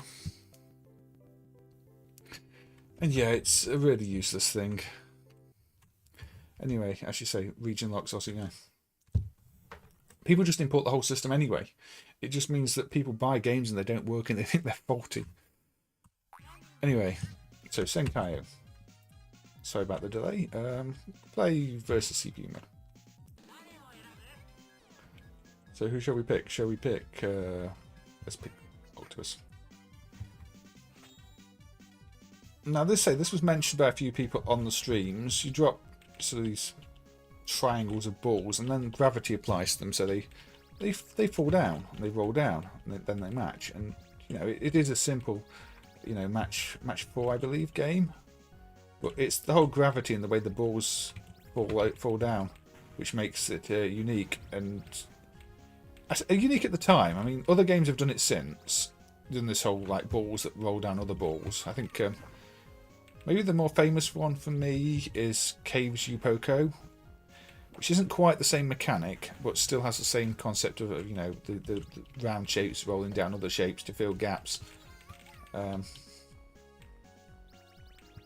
yeah, this is one that I used to spend a lot of time playing just because I like the simple difference. It's not square blocks. It makes you think a bit more about how things are going to move and where they're going to roll. And Cebu didn't do that many straight-up puzzle games. So for a company that didn't do many straight-up puzzle games, it's, you know, a really good one. There is also, I believe, an adult version of this on, I think it's the CATS system, which isn't dumped yet, which used, I think, DVD backgrounds. That might be an interesting one to see someday, although, again, with the DVD backgrounds, I probably won't be able to stream it if it gets emulated. But they seem to be quite rare, and I think the only dump we have of anything on that system might be bad. I remember playing I think a PlayStation version of this as well, with a different theme. So that was a long time ago. That's probably another puzzle stream series I did back then, or at least one with a lot of puzzle games. I know when things like Bubble Buster got emulated, I covered a few puzzle games because I tried to cover things based on what's going on with MAME. We're quite lucky. Yeah, Primal Rage 2 is PlayStation 1 based hardware.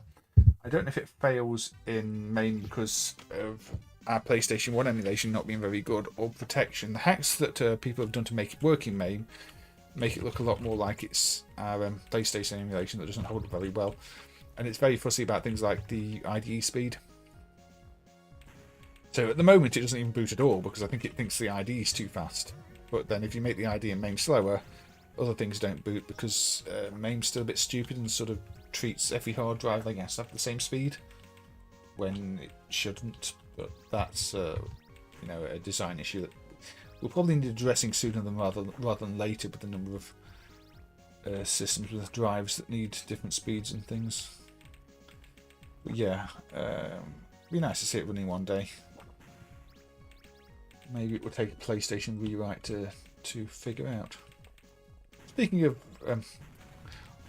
odd PlayStation bugs, I think I mentioned this on another stream, but it was finally pointed out to me how you actually reproduce the hang in Strider 2 in MAME, and it's just a case of pressing both fire buttons when you're walking along a flat surface. And that's the one people say, why is it still marked as not working? And yeah, that's because you can crash it that easily. And I'm pretty sure that's a main bug because I don't think that Capcom would ship an arcade game which you could crash by pressing a direction and 2 buttons on a flat surface. And We've got Peter Wilhelmsen here. Welcome. You don't think it was worth the 999 countdown? I don't know, Peter. I don't know. To me, this is one of the puzzle games I play a lot of, but maybe it's just not one for everybody.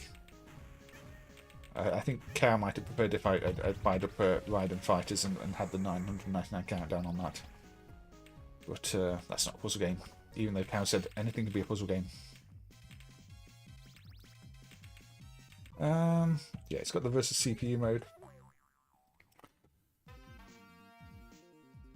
You're not interested in this one, Joseph? That's fair enough. I mean, everybody likes different puzzle games. To me, this is one of the ones I really like, but maybe it's just not quite doing enough for everybody. You want to listen to the game's main theme? It also has the endless mode, which is, well, I should guess an endless mode. No CPU opponent, just lots of balls. Maybe it's one of those that just looks boring, but when you play it, it's better. I really don't know. Puzzle games can be like that. But we won't play it for too long. We still have plenty to look at. So, anyway, it's good to see everybody in the chat. I know this stream got off to a quiet start, but again, bank holiday weekend, more puzzle games. Can't really blame anybody for maybe not wanting to jump straight in, because I had said I wasn't going to do puzzle games, but I'm still not sure quite what I'm going to do next. I still want to do a helicopter stream. I'm also thinking of maybe doing some streams. Well, I want to do a stream maybe where I pick 8 games at random, then put them in sort of a tournament style arrangement, and then let everybody vote on, you know, winners between the pairs, and until we've got, you know, which of those 8 games wins overall. I think that might be quite interesting, even if it would mean that each stream only had 8 games and we played some multiple times depending on if they won or lost. But again, sort of looking for things that have a bit more, you know, audience participation. And that came to mind because I know, like, people seem to like to compare games, face games off against each other, and kind of could work.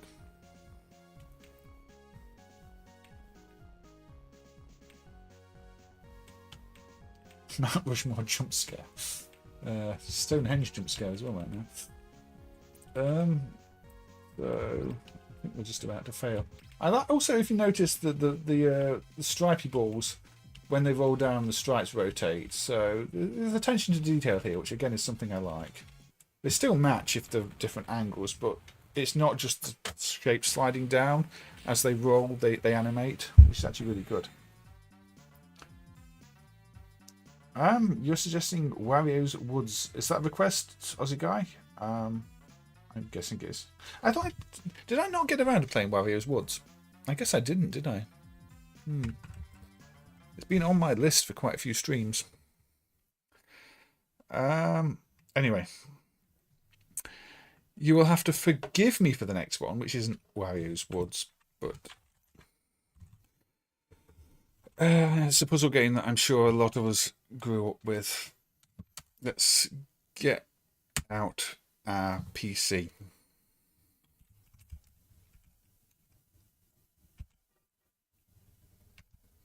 Let's get out our lovely PC.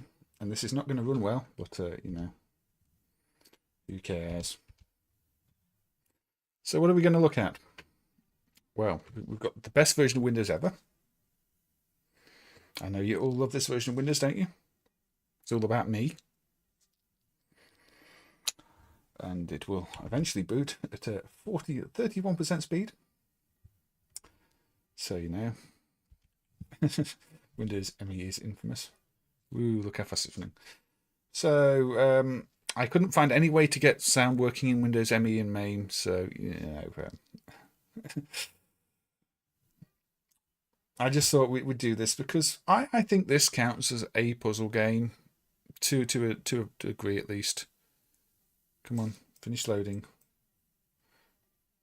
Yeah, I don't think anybody anybody sane tries to run Windows ME in MAME, but there you go. It crashes a bit too much. Yes, it does. Oh look, there we go. That's the control panel. So we've got games. We've got classic old Minesweeper. Now, Minesweeper, you know, it's got custom mode. You can make a really big grid with no mines on it. But yes, we can put it in intermediate mode, and then we can click around a little bit. And there's one next to that. You see, you click a square, and it tells you that okay, there's going to be one next to that, and one next to that, and one next to that. So there must be a mine there, which means there can't be a mine. So there must. I got that completely wrong. You see, I'm not very good at Minesweeper. But and again, a lot of the times you'll just die, you know, scoping around before you start doing anything. Also, the aiming is very imprecise because it's not running at full speed. There we go. You see now, there must be a mine there because that's in a corner. So there's no mine there. Which also means there's no mine there, and therefore no mine there, and therefore no mine there. Can't be a mine there either, which means that must be a mine. That must be a mine, so that can't be a mine. You see how Minesweeper works. You've got to try and clear the grid. Ooh, you see, that must be one, and that must be one. And that must be one, which means that's not one. Yeah. Yeah. Imagine watching my own stream. I don't think you can. I don't think Windows ME will even properly connect to anything these days. I don't think it supports all the security that you need. But yeah, there were various versions of Minesweeper I could have looked at. But I decided to pick this one because, well, you know, sometimes it's fun just to load up silly things in MAME and enjoy their silliness. That's going to be there. That's going to be there. That's got to be there. So that's okay. That's okay. That's okay. Yeah, I don't actually want to play Minesweeper anymore. You get the idea. It's just a bit of a joke. Just a bit of a joke. Evening, Carlo. I hope you enjoyed Minesweeper. Yeah, Windows ME also takes forever to shut down in MAME. This looks like it's meant to be the you can shut down sequence now, but if you try and shut it down right now, it will pretend you didn't shut it down properly. Yeah, there's a NES port. There's all sorts of other little plug and play ports. There were lots of versions of the Minesweeper as I found when I was going through them. But I thought, you know, I'd put one of the Windows versions on. I was almost tempted to put Windows 3.1 on and show how it's basically not changed. But, yeah, I don't know. That PCI PC driver in MAME is a bit odd. In some ways, it's the best way to run Windows ME, but I had to install Windows ME in the 486 driver just to boot it. Shut now. You want our famous, it's now safe to turn off your computer screen, which is probably not going to give you... Yeah, the PC Engine CD port, that came up in my research too. That's a very strange thing. I mean, it's one of those, who on earth needs to do that? Yeah, we're not going to get our shut down screen unless I wait for ages, so I'm sorry, PC, you're not being turned off properly. So Aussie Guy requested Wario's Woods, which is probably this set. So I hope it's this set. No, that's the European version. Let's try the US version, which apparently has different music. It's also on the SNES. I have not played the SNES version. So, yeah, even the name Windows ME is a joke. You play the SNES port. See, I've never looked at the SNES version. I didn't even know it was a thing. But, this reminds me of some of those other, you know, pick up pieces puzzle games on the plug and plays. How do you play it again? Do you pick up the bombs? Yeah, you pick up the bombs. Your controls always feel a little sticky.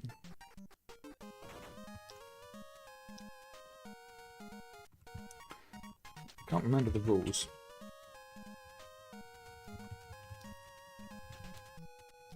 So you have to stand under them.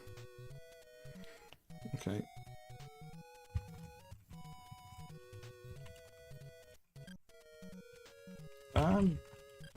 There we go.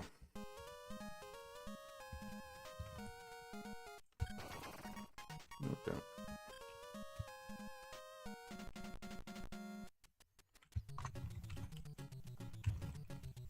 There we go.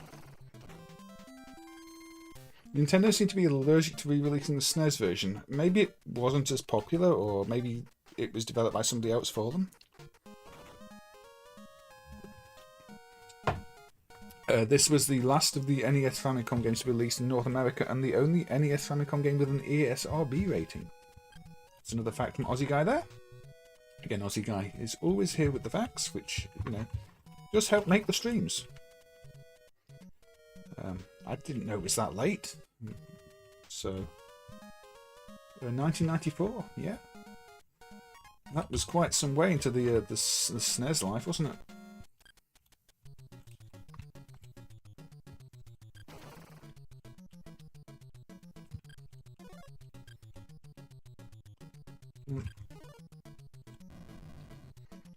I can't actually remember the game mechanic here. Why don't my bombs want to blow up? Okay, that's why.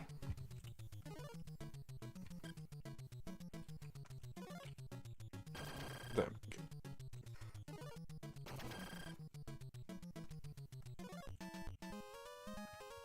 Right, no.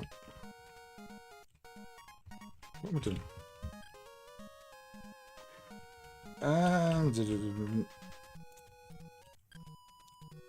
I've kind of forgotten how to play this game, as you can probably tell.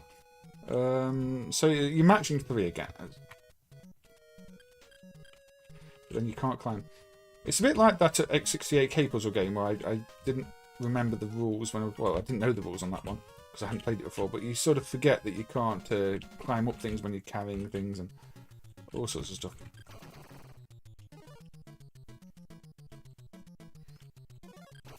Match diagonally. There we go. But it's these ones up here I need to get. Oh.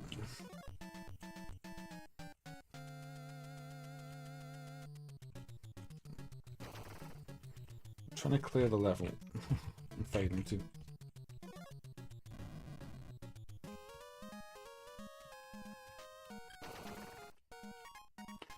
Yeah, I didn't grow up with this game, so it's not a puzzle game. It's one I've played, but more in passing than ever tried to understand the mechanics of it. Yeah, I forget that you can't do that.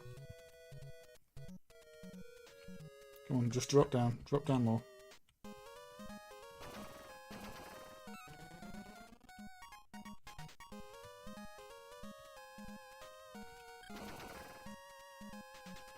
We will get there.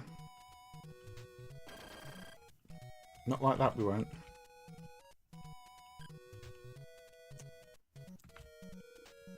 So... Oh, I forgot. I am failing quite badly on this, just on the basis that... I can't even get up there. It would be...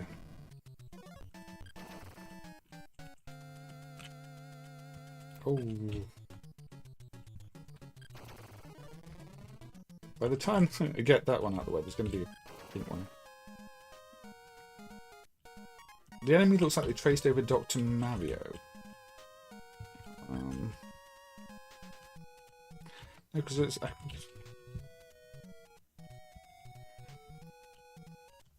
There's a blue gem. Seems like a good idea. So I'm just going to pretend this is the infinite mode, not the stage mode, because, you know, I will be here all day. I want on... There we go. Wario brought some woods.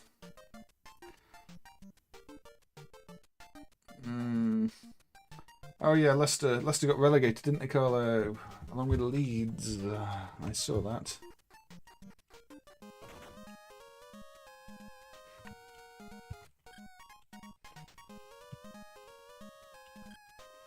Maybe he'll bring some crisps in. Only benefit to try and catch more than one bomb.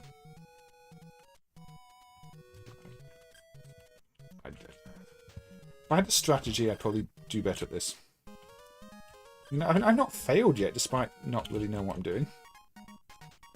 But that's something. Oh. I mean, it's not much. Aha.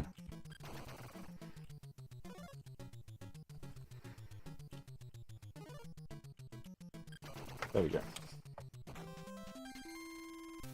Yeah, I'd say it's been years since I've looked at this, and I only played it briefly then. I mean, it holds better than that Kirby game we tried to play the other day, where there really does not seem to be any challenge in it. The Game Boy version of that Kirby game seems better, actually. I looked at that off stream, and it actually seems like it's got more challenge by default than the SNES version.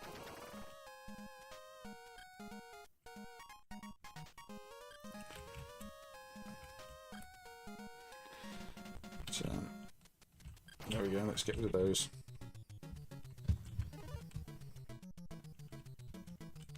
No, I want that. Oh, do I? If I'm missing some key gameplay element, please do let me know.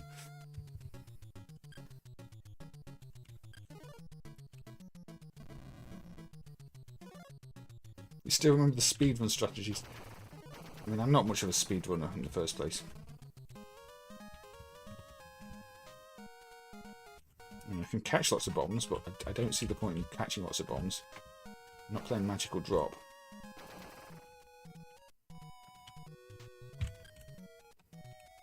It's a bit like clacks when you're catching things, actually. No, clacks, I forgot you could flip stuff back up. That didn't work.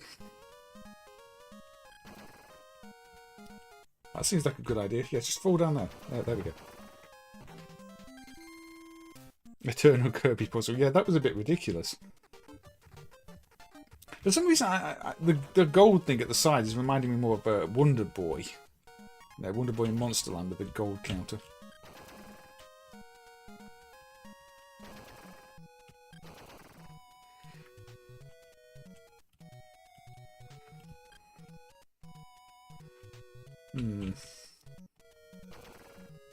That works, sort of. Yeah, we should probably move on in a bit, rather than play Wario's Woods.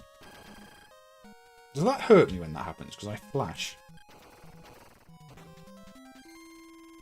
Yeah, it's very easy to forget you can do that in clacks as well, but it's actually a key part of the strategy, Mr. Fungi. I'm surprised to read that clacks got an Atari 2600 port. That's probably something I should have looked at. That's another one of those very late releases, just like this is a very late NES game.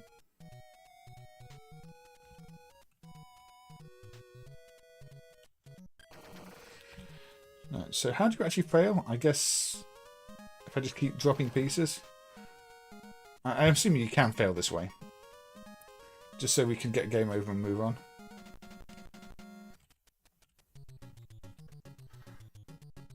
Yeah, Europe only. I wonder if it runs in MAME, because I say that acid drop didn't run. That was a Europe only late game.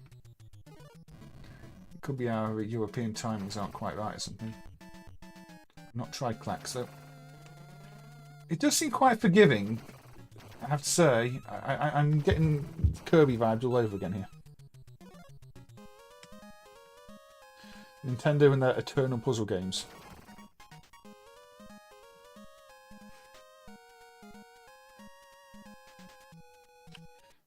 Yeah, acid drop doesn't work for some reason. I don't know why.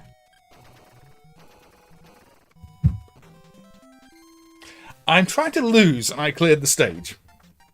It's definitely like the Kirby game. I don't know. I assume it gets much harder once you get a lot more colours like now. Maybe, possibly. Yeah, I think Nintendo maybe made the puzzle games a bit easy. You should give Clacks another chance. I don't think Clacks is a bad game. It's definitely got its own things going on. I'm assuming because this is early on in the game, it really doesn't want to kill you off. You have to put in the effort to fail.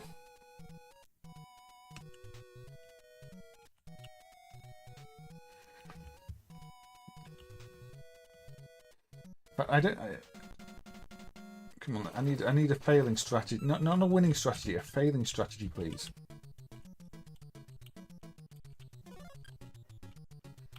Yes, drop them here. No, no, no. Fail. Come on. Does it have to be completely full to fail me? I'm failing to fail again.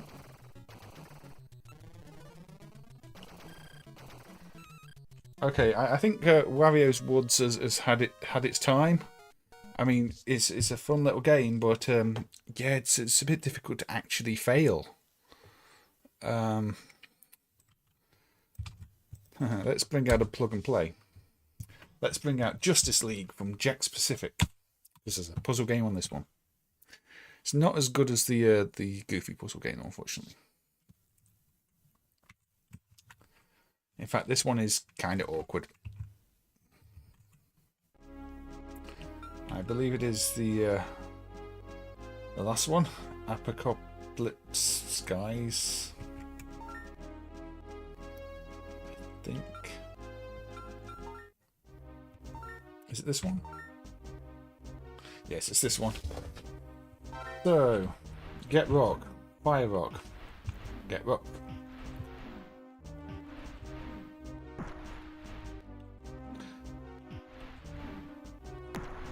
The sound is a little off because these some plus ones sometimes are.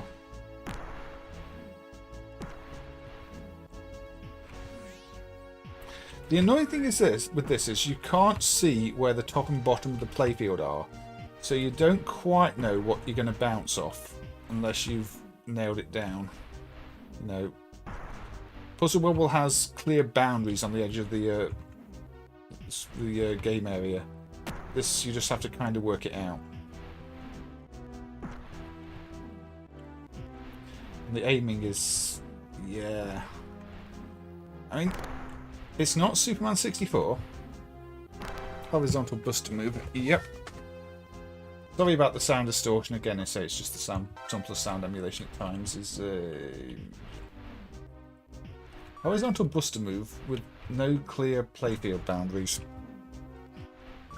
And aiming that just feels off. See, this one changes colour, so you have to time it right. Which I guess has advantages. But sometimes you'll be playing quickly and you get a colour changing one. Not realise it's a colour changing one and fire it off what you meant. No, I don't want to exit. Well, I do, but I don't. Colour changing one. No, not colour changing. Colour changing one is next.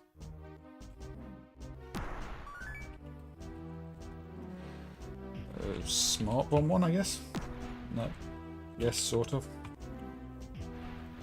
But yeah, they clearly wanted to do a horizontal puzzle bubble with Superman.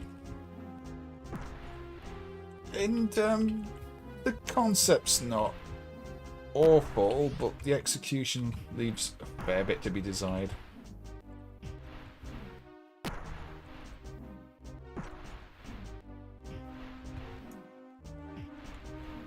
I mean, it's just so awkward to aim at times. Oh, no, wrong button. I don't know why I pressed the button.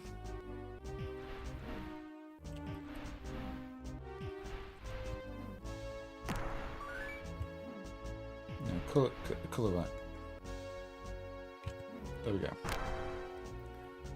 Superman is just obviously not got anybody to save today, so just wants to throw rocks. What was it? There's a green one there. An extra colour.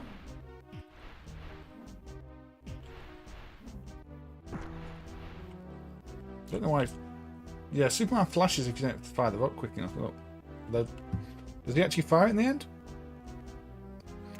No. Oh, okay. If that happens, he doesn't throw it properly. That's a bit different. So yeah, if you take too long, he doesn't have the strength to throw the rock. But only if it's one of the green rocks. I guess they're kryptonite rocks then. Yes, it's a kryptonite rock. It's a special mechanic. I guess the flashy ones don't do it. But if it's a kryptonite rock, you have to throw it quickly because it doesn't move the same way. So they mixed it up a bit there, but also that's really annoying because the aiming is completely different on the kryptonite rocks. Because the kryptonite rocks always arc. Look, just like that. Even if you throw it quickly, it's got an arc to it. Except that one did. Can you see there are certain flaws with this game? There we go. Already deeper than the Taito game. They have worked some lore into it. It's not a straight up clone. I didn't even know that before I played it now. I only played it as a briefly when we emulated it. But yes, it's got a bit more to it in fact. Anyway, we will get back to some arcade puzzle games in a bit. But you know, I do like to look at this type of thing because I kind of think that these are the ones more people aren't going to be aware of. I mean,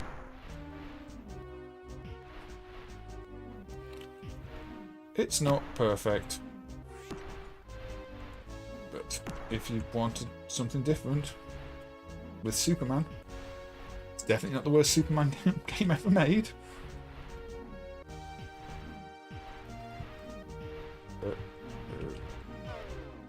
Also, the end line there, you wouldn't think that's where the end line is, but that is basically where there's no space to throw any more balls. Pretty sure some 2000s kid remembers this. Yes, probably. There we go. Let's say it's one of I think 5 games in that, but it's not awful. It's just not great. So.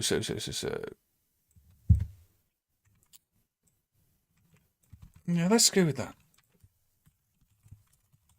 Let's try and play a puzzle game that's a bit different. Let's play Crosspang from F2 System. Now this is an odd game because it's got dip switches which allow you to select the minimum number of balls per row, which basically can go from ridiculously easy to ridiculously hard and completely change the game balance. But let's go with 4.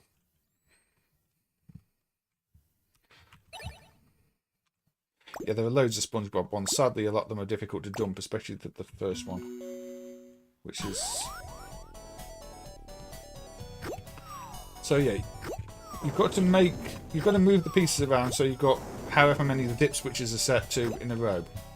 I don't know really what the recommended number is, but if you set it to like 7, the game is near enough impossible. If you set it to I think 3, you can just play it forever with no challenge. Fortunately, much like the sequel, the controls feel very, very sticky. Which means sometimes you have to press the button multiple times to get to register. I'm guessing it's the programming of the game rather than the emulation. Because this is the 68K version, and there's no real reason it should be difficult. So... But it is. However, again, it's a slightly different puzzle game. A little bit like that Panikuru Namco one we looked at with the dog on System 10. But not quite the same because you're not running around in the playfield in this case. Tetris music. Is this Tetris music? Yeah. I hadn't noticed that before.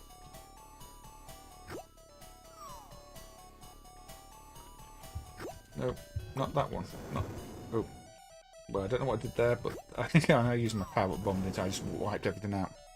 Remix Tengen Tetris. Ah. Yeah, I hadn't noticed before, but you know, it's one of those things. Now it's been mentioned, you can't not notice. Badly sampled too. That's odd because F2 System generally do original stuff. Pardon me.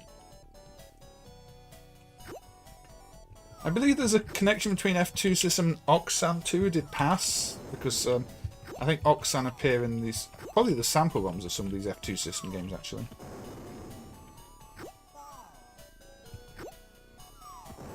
This is another game where the concept is on some of those plug and play ones, especially the Sun Plus type ones. Though I'd use the power up again.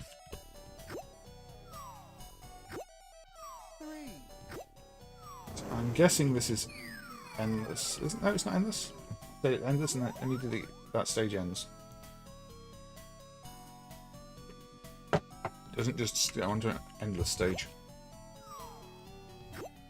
Just got quite long stages. I mean, I should have known it wasn't endless because that was already stage 2.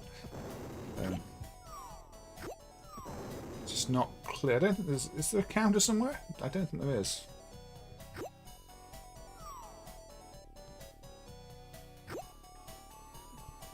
Sweet. Crazy Creatures was one of the better unlicensed NES games not from Tenjin or Codemasters. I've not played that one. Extreme Wreck. What type of game is that one? Is it related to Creatures on the C64 or is it unrelated? Because Creatures on the C64 is a sort of puzzly game. But not the type of puzzle game I was playing on these streams really.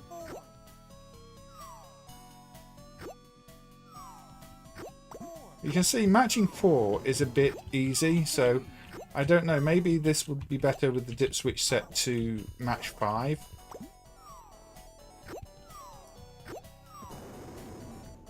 Again, it's odd they give you that dip switch because it so dramatically changes the difficulty of the game. It's like cross-panging gameplay book with animals and different shape balls. Match 5 is what you add it on. Yeah, a match 5 is probably a better balance. The level setups like this kind of suggest 4 is maybe recommended because there's lots of 4s at the start. But I don't really know. But oh yeah, Aussie guy said it looks like Crazy Creatures earlier. Sorry, I missed that. We've got the Pirate Gamer Boy as well. Welcome. Yeah, it's a shame the first one can't be done. But I mean, I've got one. I'm going to say on the shelf. I don't think it's on the shelf anymore. I think it's in a drawer. It does have a secret like ROM test mode, but I think it's testing like internal ROM, or unless it's sort of a serial protocol. But Sean couldn't make much of it, unfortunately. So at the moment, that and the first Namco unit, which is up there, are considered impossible. And one of the fishing games, oddly, there's a fishing game that also uses seemingly older tech that has loading screens, so I don't know if that is loading from a serial ROM. I have no idea. But you see, yeah, let's just let this fill up and get a game over screen. Shall we just speed it up a bit? I would like to lose, please. Again, it probably lets you play for too long, doesn't it? There we go. I think new Crosspang is a bit more unforgiving. That was on Hypersun hardware instead, but the original Crosspang, again, one I emulated back in the day. This, and it was one that surprised me. I didn't expect much from it, but it's actually a fairly well presented game, and I hadn't played an arcade game like it before, so I sort of enjoyed it the first time I fired it up after getting it running. Todd's Adventure in Slime Board, yeah, that's one of the ones that's known for linking up lots of players on the links, isn't it? Where the Mega Drive version doesn't link up as many players. So where shall we go now? Let's go a pair of games. Let's play Vertical. We've got Vertical. Let's play Miss Puzzle from Min Corporation. Now, there's lots of Min Corporation games in MAME. Some of them are suitable, some of them are not. This one is suitable. I've checked the show pictures dip switch, and the images in this one are suitable. So, yes.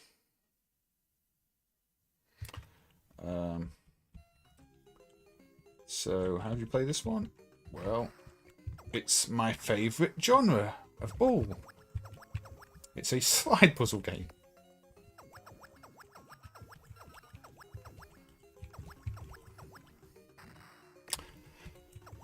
So yes, it reminds me a bit of Many Block, which is another slide puzzle type game, but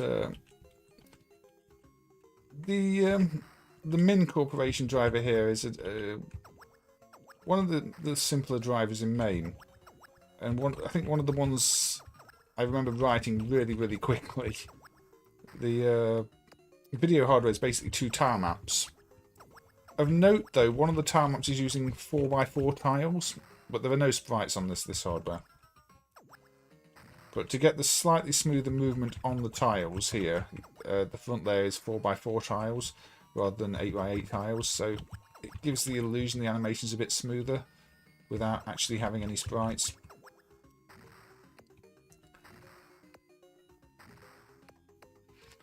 But yeah.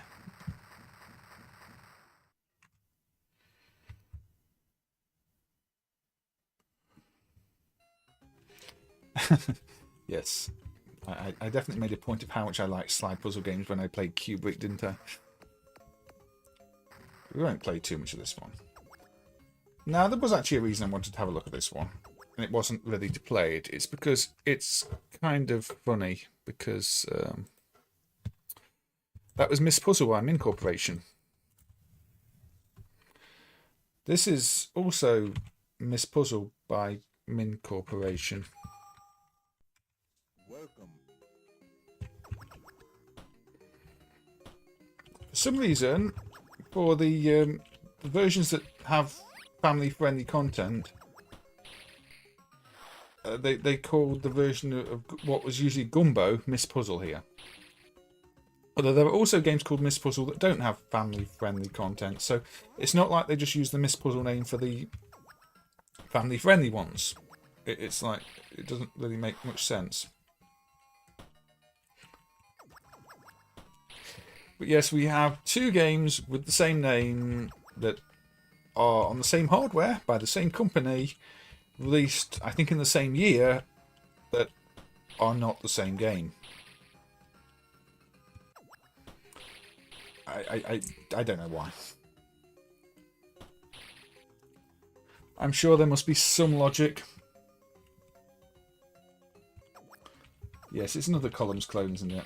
We've seen quite a few of them. I won't play it for too long because you know what it's about. Also, this music. If you played Soldam, the Jalico game, this is the music that is used for the Rodland mode in it, which a lot of people don't seem to realise it's got that Rodland mode, because it's not the default mode. But yeah, Soldam has a Rodland character mode, and this music is ripped from there.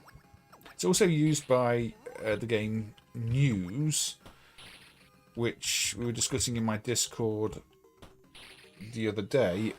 Appears to have been developed by the Dr. Korea company. The same ones that made Hexa. Yeah, they've tried to wear as many clothes as they can this time, haven't they? But yeah, I did go through the show picture dip switch, that picture view dip switch, and all the images in these sets are stream safe. But anyway, it's Columns. Did that say yay when I died? That's a inappropriate sound effect. But yeah, say this basically has the same sort of announcer and music as News. So I'm wondering if Min Corporation has something to do with Dr. Korea or DR Korea, who did Hexa, or not, because News did, and that has these samples, and I don't know. But yeah, it's just a curiosity. Shall we play? No, let's not play another slide puzzle game. Let's yeah, let's play that. Let's go Taito.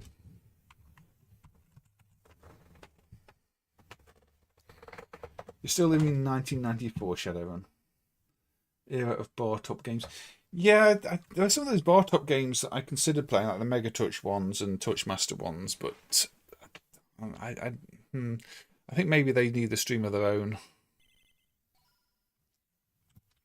This one, another very quiet one, seems like it. So Cachat, which was also, there's a version of MAME of this in MAME called Tubit, but apparently Tubit glitches out after a while, which is interesting because I thought it was basically just the same thing, but with the region dip switch, the region byte changed. But maybe Tubit was just never finished. But yes, you've got to link up the pipe parts from left to right, right to left. Atari tried to use the same concept with Dr. Sparks. I'm wondering if this is one of those concepts that they bought. It's very odd that Atari tried to do almost the same thing. And we know with a lot of these puzzle games, say even columns, the companies actually bought the ideas from somebody else. So I don't know if that was the case with some of the ones like this. You can change these at any point to try and create better links. You can rotate them. So there we go. You can move them. You can move them to a degree. If there's nothing blocking them and they're on top, you can move them. But,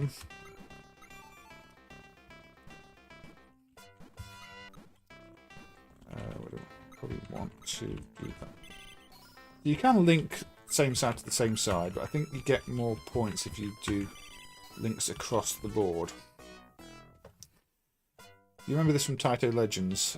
Yeah, I think Taito pushed this in a lot of places. I think it's another one that's on one of the JAKKS specific plug and plays, one of the emulation based ones that Code Mystics did with Bubble Wobble.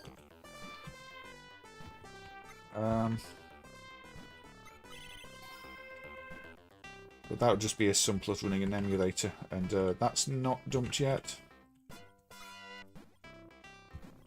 Can't remember why that's not dumped. I'm assuming it's one of those where it doesn't look easy to dump. Well, that's strange, because I'd expect that to be the later tech, which typically are easier to dump.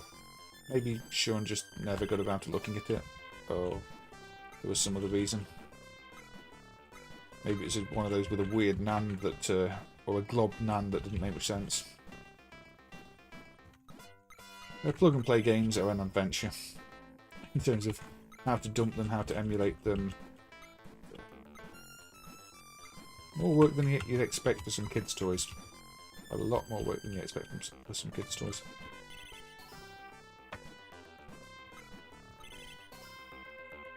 I mean, it's colourful, this, with the rainbow from top to bottom. Maybe not the strongest puzzle concept from Taito. It's still playable, perfectly playable.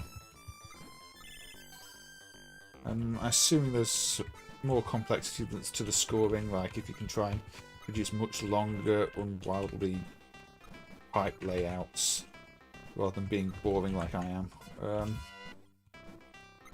Maybe we could go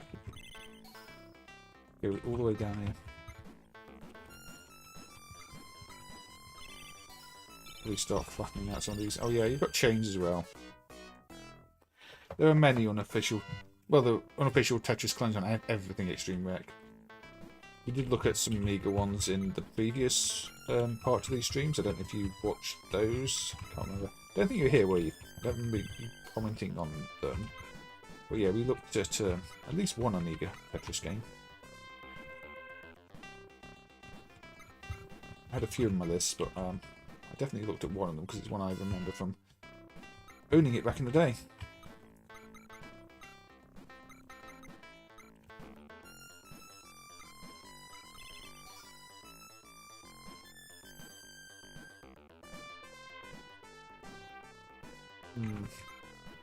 Is KICKS a puzzle game? That is a good question. To me, KICKS isn't a puzzle game, but I can see why some people might consider it a puzzle game.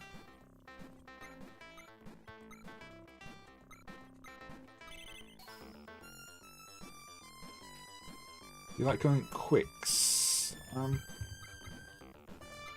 Yeah, I'm assuming it seems to have been standardised that the official pronunciation is KICKS now, but it's one of those where why did they use that title? People are always going to struggle with it, and you don't really want to name your game something that people are going to struggle to actually tell people about. It's always an odd choice to pick names that people struggle with. Or names that are so generic that people can't find out about them easily. It's pretty much stacked up here for my liking. But again, as you can see, this is one of those games that lets you play for far too long on a single credit, which is not something an arcade game should ever do. Because arcade games are meant to make money, and if a player is playing for ages on a credit, it's not making that much money.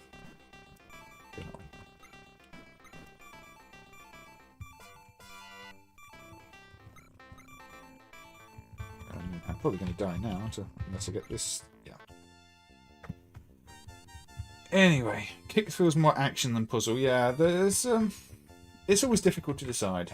I mean, it's definitely more of a what people might call a casual game these days, but probably not a puzzle game.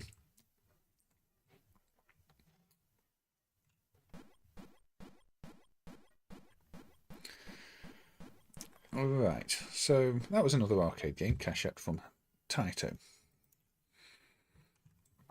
Let's see if this one works well. If this works, this is a recent homebrew for the Amstrad CPC. Lots of things get...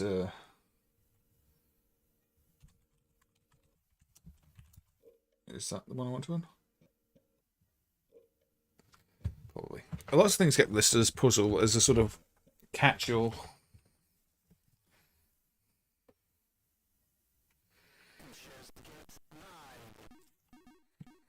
So where are we going?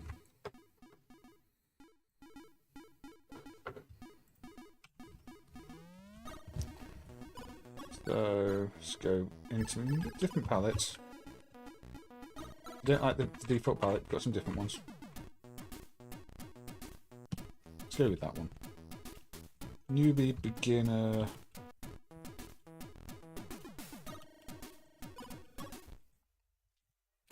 Oops. I think I pressed quit. Try again.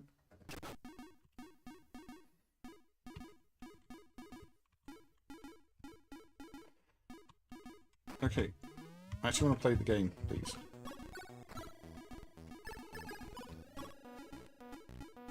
There we go. So yeah, you have to... I think it's double inputting me. Yeah, okay. The inputs aren't working here. I think because it supports joystick or keyboard, I might have to unmap the joystick. Yeah, that's better. That's what's going on. So if numbers are the same together, you can combine them. So they add up to the next number. So two... Well, they don't add up, but if you've got two threes next to each other and you combine them, they'll make... they'll make a 3 or any of them. So you don't want to block yourself in, because look at the amount of the playfield that's blocked at the moment. So I want to try and make something that is a 1 there, so I can get the 1s there and get the 2s there. Make a 2 there, I can make a 3 there. That was a bad idea. And I've got 5s here, but I'm doing quite badly here. Probably want to make some 1s there. A 2 that falls down there. Get that to a 3. And obviously the idea is to get to 9. Yeah, this is impressive for a CPC game because it is very smooth. It's using a big display area and it's smooth. And it's got music going on, it's got sound effects going on.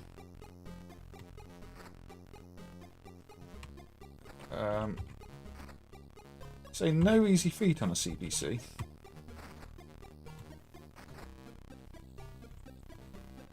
And I don't think it gets talked about that much, because a lot of time puzzle games get overlooked. But to me, this was one of the most impressive pieces of programming on the CPC from that year. So I think it was last year, this one. Maybe the year before. So I'm going to try and get... we're in trouble now. Get 2 there. Get 3 there, so 4. Yeah, failed.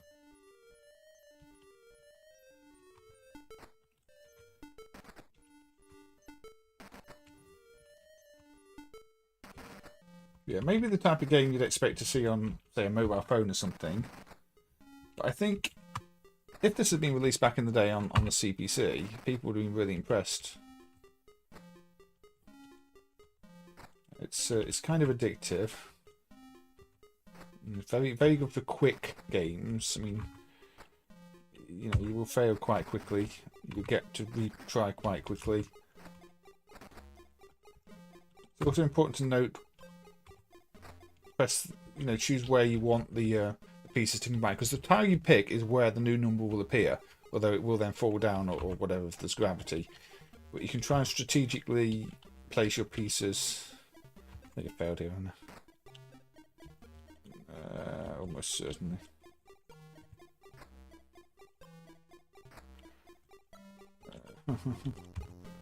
Two threes. You know, I've blocked off too much of this playfield. Some 2s, going to be 3s. There's no 3s anywhere near. Some 1s. Another 2. Have I dug into the large amounts of CHD games? I don't run that many of the CHD games. If you're talking about the arcades, a lot of the arcade CHDs are for systems that don't work yet. And a lot of them have higher requirements that do.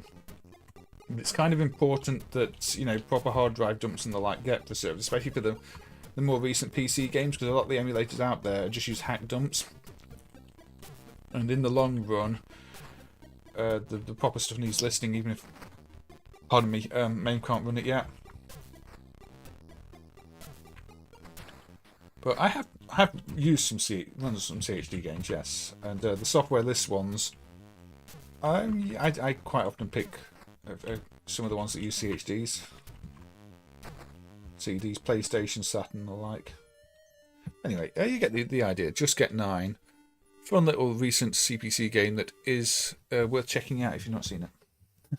Half-Life 2 Survivor in MAME when probably in about 40 years, unless somebody actually works out how to do faster PC-based emulation in MAME. Unfortunately, it's not an easy one. No, I don't think I played this one last time. But if I did, I'm playing it again because it's a game I like. Cleopatra Fortune. Yeah, some other emulators have adopted it too. Kind of a bit worrying if we have to update it, but I'm hopeful they will stay in sync.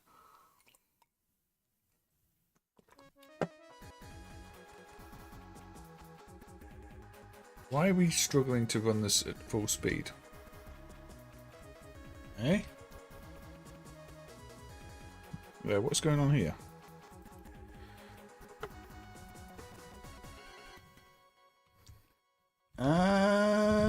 Eh? For some reason, Cleopatra Fortune is running at 63% speed. I don't know why. Okay, yeah, let's not play Cleopatra Fortune. That didn't have performance issues a few days ago. That might be a regression. That is something that we will have to check out. There's a PlayStation port, is there? Why would this F3 emulation suddenly have got super slow? That doesn't make any sense. Let's see if the PlayStation version runs.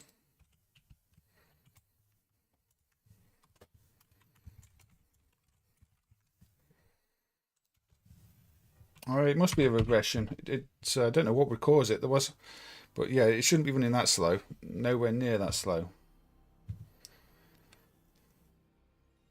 Yeah, the Naomi. I think the Naomi one runs better than that. So I don't really know what's happened there. That must be a regression from the last week or so. So let's see if the PlayStation version runs, just so we can actually play this game. Yeah, it usually runs about 1000% speed. I don't know why it would be running that slow. Do we have any buttons mapped?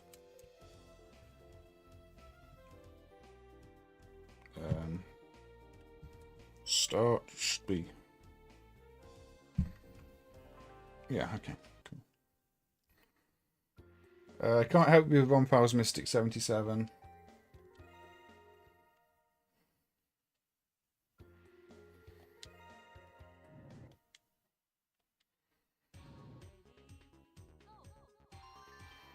So, yeah. A bit quieter than I thought it was going to be. Yeah.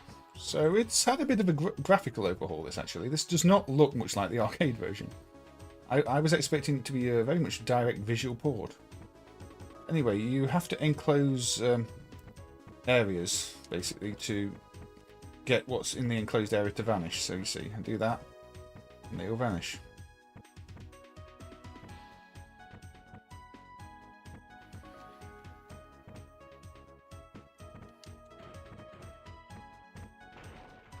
So when I looked at the Sonic Brothers game, the unreleased prototype, it really reminded me of this, because again, that game is all about enclosing areas. And it's not the most common concept to see. And I think, Taito did a really good job of implementing that close off an area and get everything in it to disappear with this. Also similar to things like Cosmo Gang, in the sense that to clear a line you have to get solid blocks all the way across.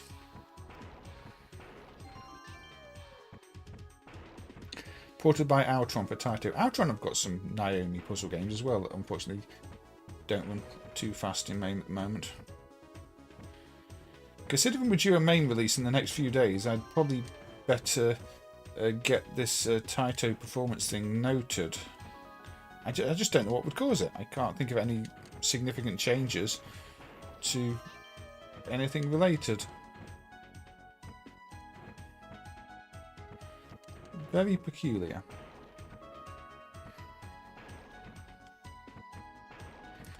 Again, regressions happen, and that's why I kind of like doing these streams, is just to sometimes catch them.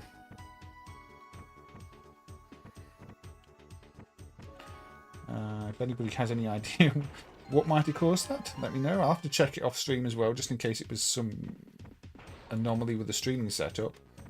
But it's one of the games I played, last week, because it's a game I enjoy. At least maybe not last week, but when I was testing for the streams in the first place, and because I had to set the volume levels, because the F3 games have quite low volume by default, so you have to up them in the service mode. So I was making sure this had the proper volume in the service mode, and it worked then.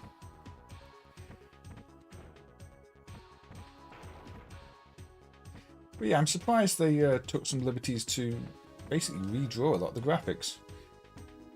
Don't know if it's for an improvement, although I'm struggling now.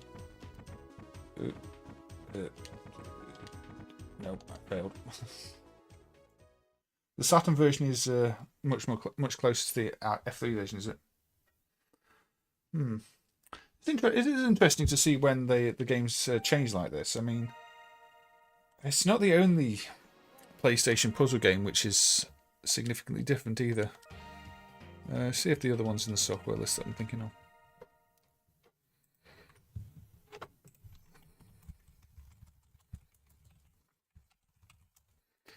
Yeah. So we look at the PlayStation port of Puzznic. It also says Mud Duck at the start, interesting. Also ported by Outrun.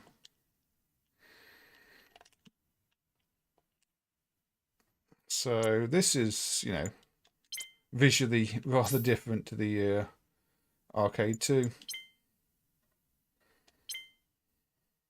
Apparently this was a North American release. That actually surprises me. I've loaded it in the Japanese PlayStation drive because I assumed it's going to be Japan only, but got a US release. You see, they're giving it a story and everything. And it's one of those spooky... I think I might have played this on a Halloween stream because they've got the Halloween theme on it. A budget game. I don't remember seeing it in Europe. So that's why I'm a bit surprised. You see, it doesn't look much like the arcade Puzznic, does it? Visually. So again, Outrun. So they didn't just change the graphics from Cleopatra Fortune. They changed the graphics on this.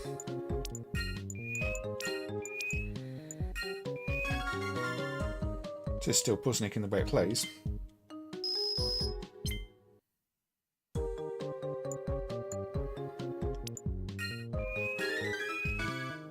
Yeah, that's our failure stage.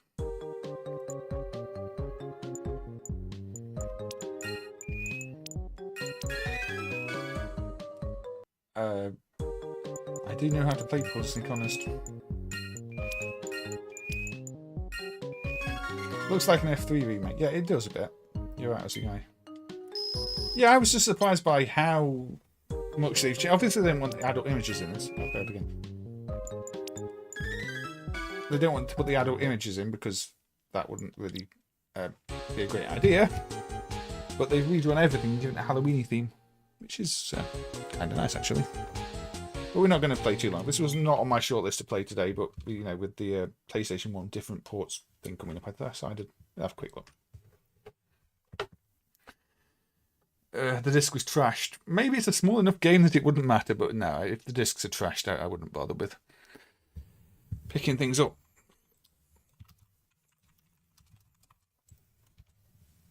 Shall we go with the cave?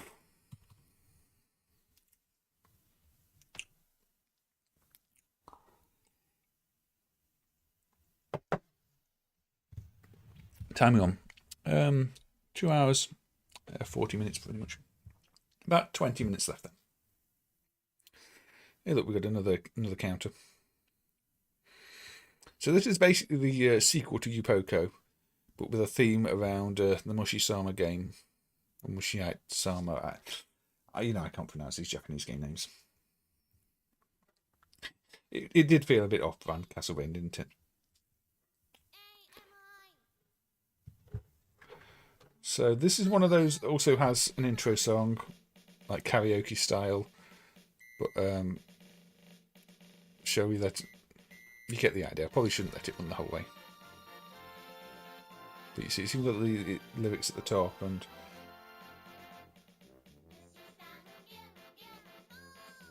we'll just coin it up and play it. So, when I said Upoko was a bit like Battle Balls Senkyu, this is obviously is 2, because this is the sequel to Upoko. But this is played with basically a single button to launch the balls pinball style. But you can see how they roll down in a very similar way. To the point, you know, I'm surprised Cebu didn't get paid for the concept.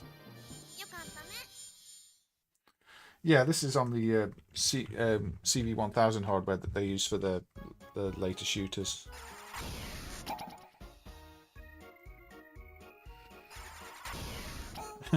Yeah, we'll see if the YouTube robot says much. Usually if it's a short enough clip, the YouTube robot doesn't get too fussy about it. It's only if you try and play about 30 seconds of the song. I don't know. We'll see. If it does, I silence it. Because otherwise it just gets... You know, people get blocked from viewing the videos. So the point of this one is to rescue the creature that's trapped in there. It's a bit like one of those Flash games, like, you know, Atomic Point and Flashpoint in that sense. But I enjoy it. I can understand why people might consider Upoko to be better, and I think, in all honesty, Upoko is better. But I do still like this one. I like the simplicity of it. You are playing with just the down button. You're just pulling the joystick down for the required amount of time.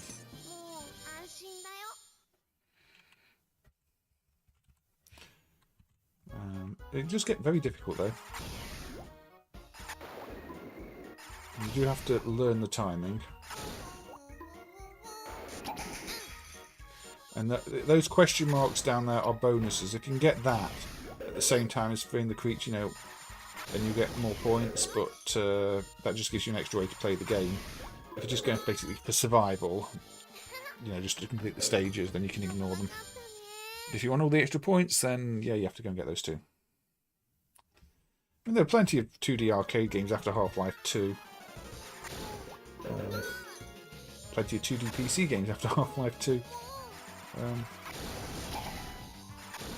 Oh, that was bad.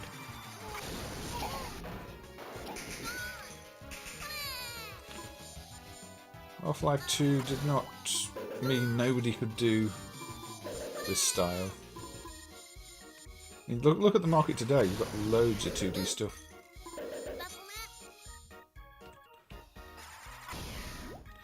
But yes, very late. One of the later 2D only boards was this CV1000 board from Cave. It feels a little bit like a cheap, almost bootleggy system, but it did what it needed to do for Cave to put the games they wanted out. Blitter based. Colour depth isn't as good as things like Psycho's SH2 board though, unfortunately. You have boss rounds here where you've just got to hit the target.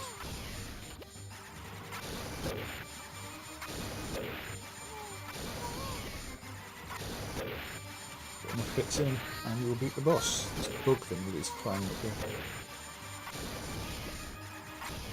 There we go.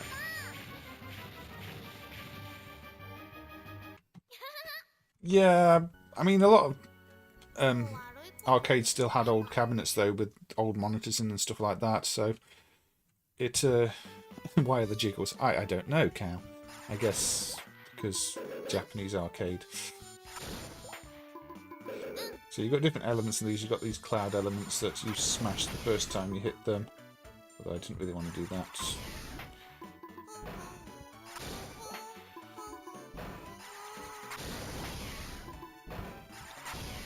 No, Cave were starting to put this kind of content in the games at the time, which a lot of people didn't like. They didn't want the bouncy. I got the bonus this time. Let's probably concentrate on freeing our little friend here then. There we go. Yes. Yes, we need the Upoko cat back, don't we?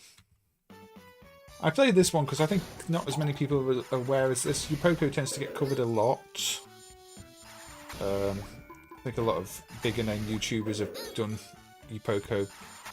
Whereas this, just people sort of forget about it because the platform is really just named for the shooters, and that's a bad move. Anyway. You never heard of this one? Well, I'm glad you have now heard of this one, Atom. We'll quit out there and see what else we've got.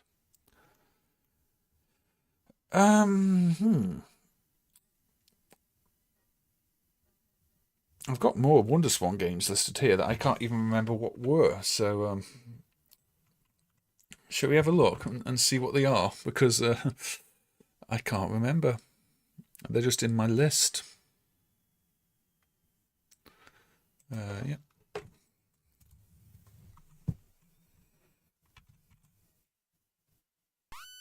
Needs more laser wheels. No, it does not need more laser wheels, Cam. So,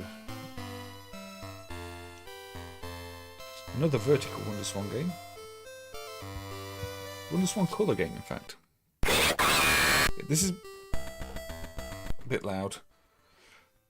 That is where I say the WonderSwan colour sound is quite bad. Yeah, this is a puzzle game stream, Mystic. Sorry about that. That was the screams of something terrible. Yeah, the Wonder Swan samples are far louder than everything else and sound awful. So how do I play this? This is clearly not the game menu.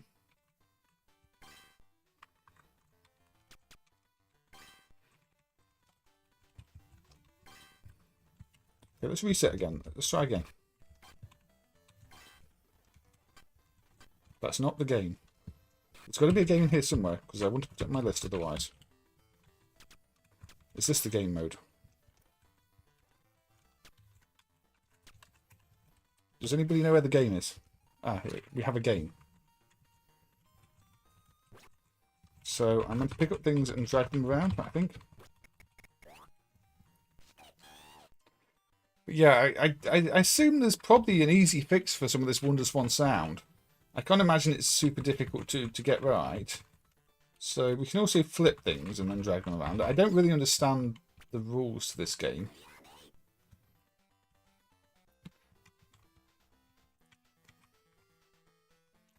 We could do this or not. Okay. Slide puzzle. Okay, got a drink. There we go. Not quite slide puzzle. I think visually this one appealed to me. I mean, I've not played that many Wonder Swan colour games. The audio emulation, you know, is terrible. I think I failed, did I? Yeah, I failed because there's one left. So, and I think there was a versus computer mode in this too, which obviously is not this mode. That failed too.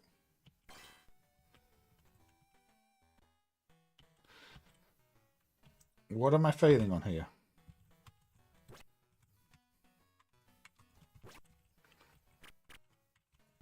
I can't flip them.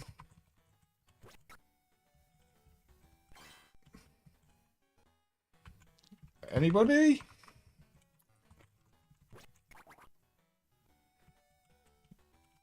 No.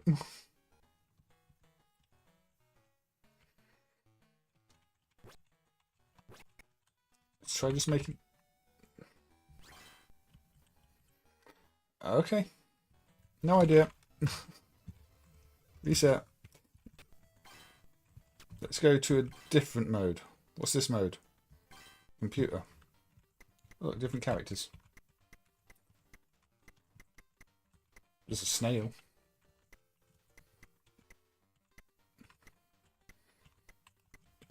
These characters are fine.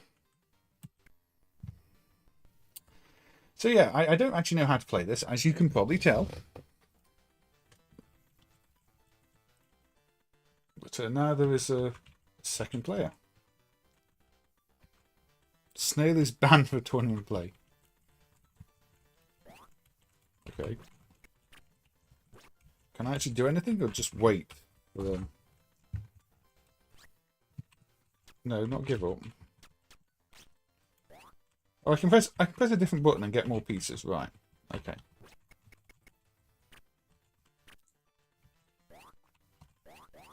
That'll do.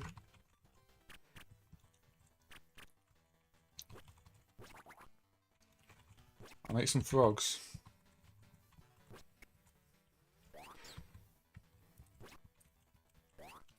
So I'm sure there is more to this game that I'm not successfully demonstrating because I never played this game before.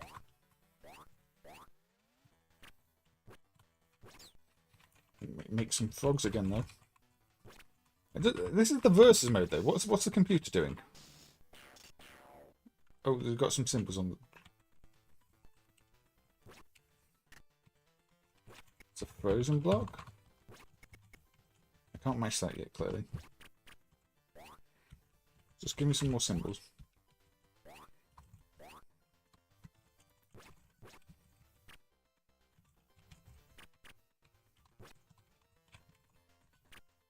I can get...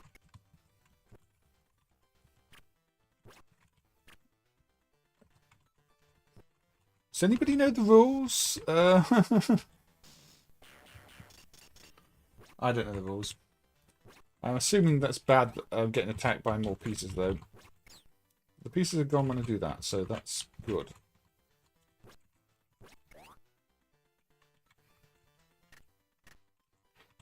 Everything can flip between two different states, apart from the wave that can't.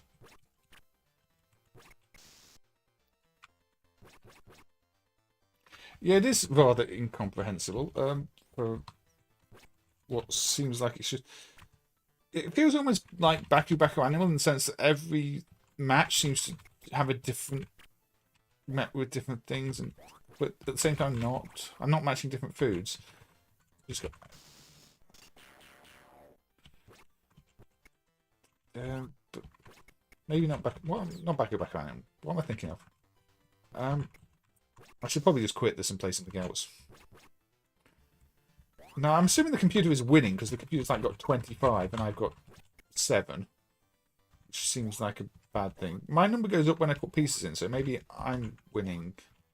Does it get to 0 rather than...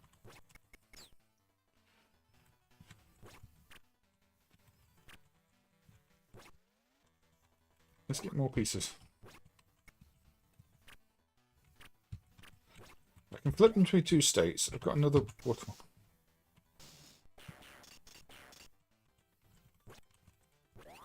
And do that. That gives me a chain, though. Yeah, there's a frozen fish that I can get by doing things next to it. Like that.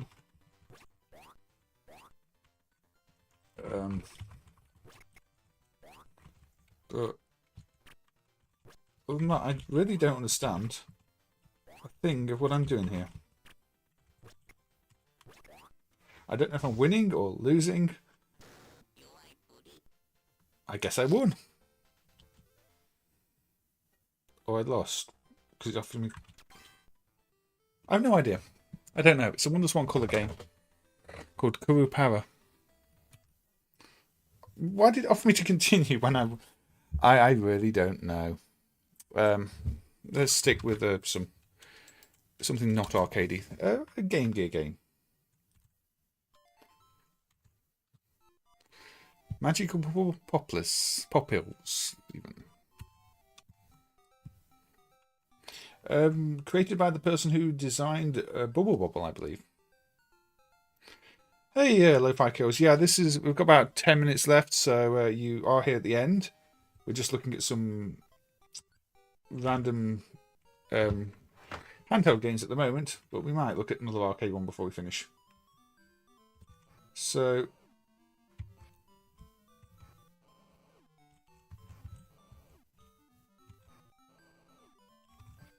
Can we punch up? We can punch up. There we go. Rescued the princess. You can see the characters do look very much like Rainbow Islands characters. Yeah, Fukio Mitsuji. It looks like Rainbow Islands. It kind of sounds like Bubble Bobble. And it's actually one of the best Game Gear puzzle games that I think gets criminally overlooked.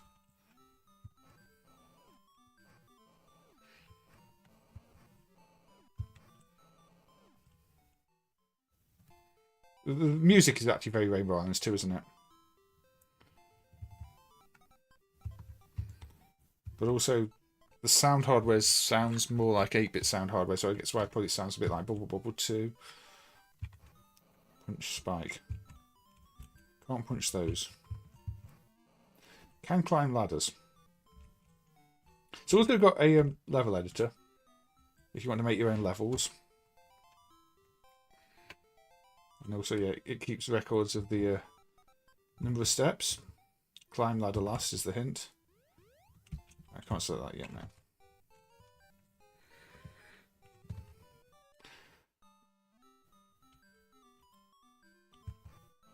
So, where are we going? I'm going to fall on the spike and die. Yes, I figured that might happen. I can do it.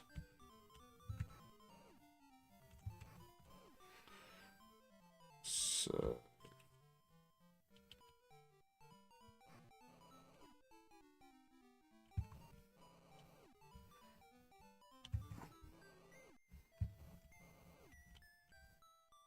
Now it's a proper puzzle game. Can't get back up there, can I? It did say climb ladder last, which is a hint I should probably have paid attention to. Because, yeah, I'm stuck now. Let's say I can retry. I think this is as big as the levels can get. What's previewed here. Just basically, I think, you know, the full screen here is a full level. There's no point in doing that, is there? I think if I had to do that, it would tell me.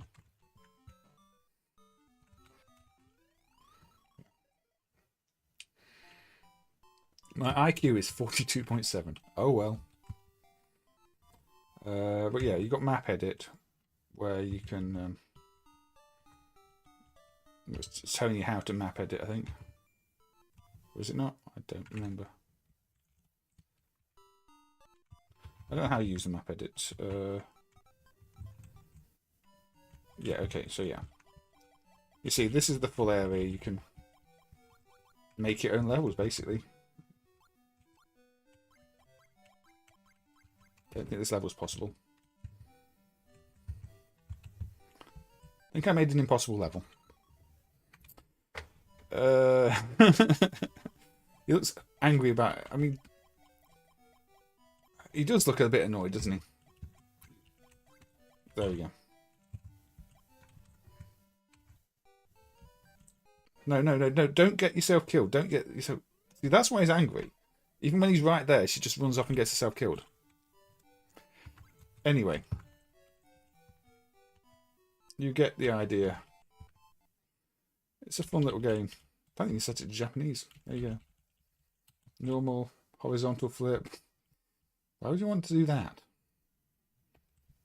I don't know what that does.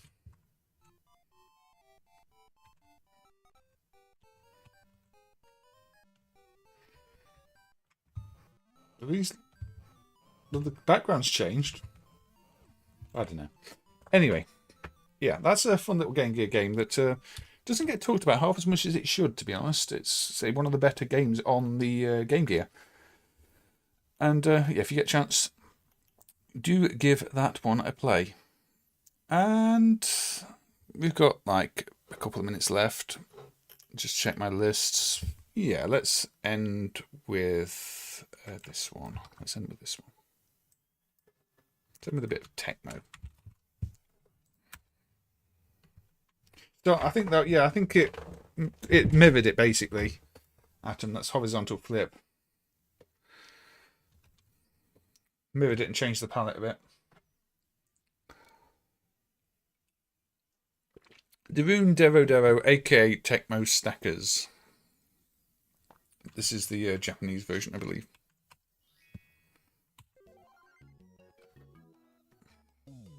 A very cute puzzle game.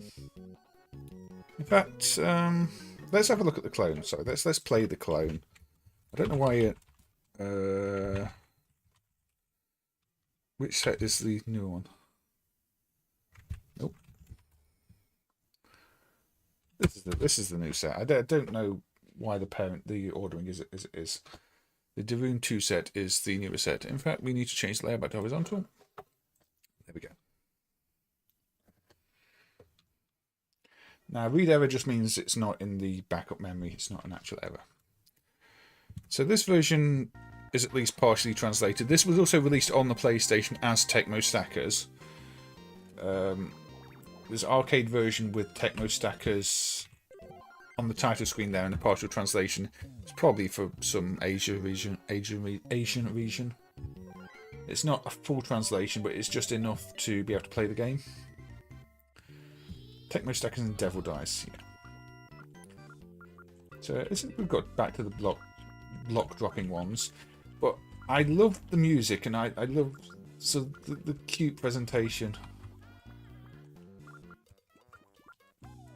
But when you match any kind of pairs in this, you've got this thing where the all the blocks reach out. So that not in that case is too obvious, but you do it a bit better than I did there. I've forgotten all my strategy on this game, every single bit of it. So if we do that, they reach and try and grab other bits. And that's kind of how you form the chains. I didn't manage to do any fancy chain there, but you see I've got a purple chain there because they reached across.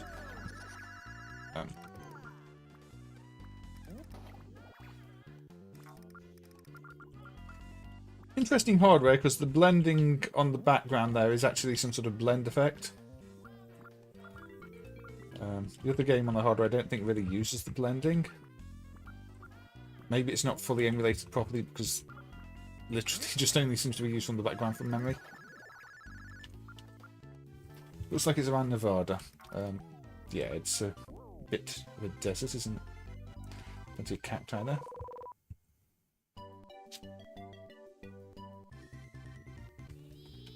And now we've got a beach. A green elephant.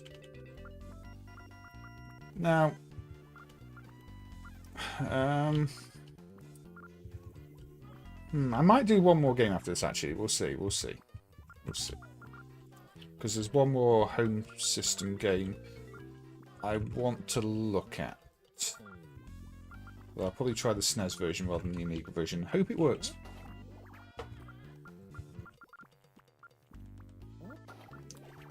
But yeah. We'll see. If it doesn't work, then the stream will end after this. If it does, you get a bonus game. Another one of those with lyrics in the music. No idea what they're saying.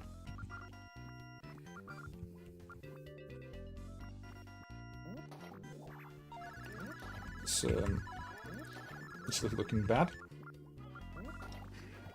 Hopefully we'll get something here. Not as much as we're hoping for.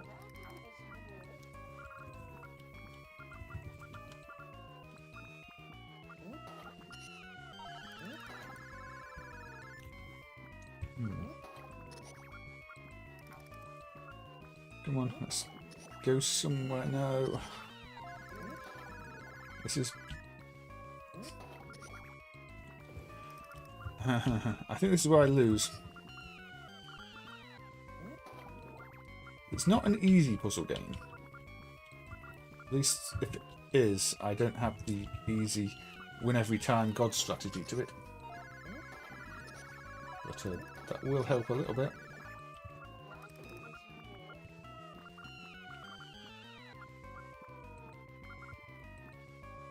It is very colourful, very cutesy, very well animated. I think that's one of the things that appeals. The animation on this is really top tier, smooth. You know, the way the arms wrap around each other and things like that on the blocks. It is, you know, it feels like a high budget puzzle game. I failed. Apart from that continue screen, which looks like they did it in like 5 seconds in some paint program with 3D rendering.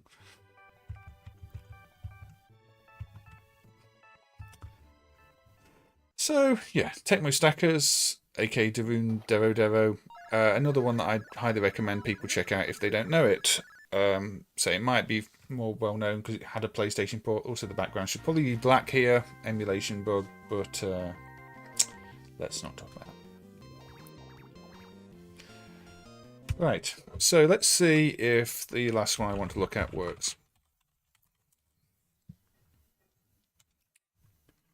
And if it does, I'll run the right version again.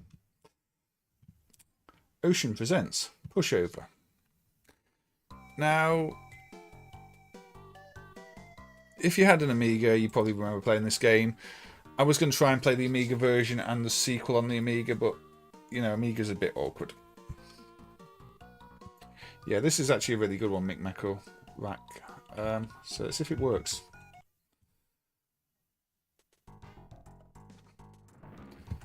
So the idea is you pick up the dominoes and you push them over, and if you find the pushover wiki, and that if that one goes over last, then you win the level.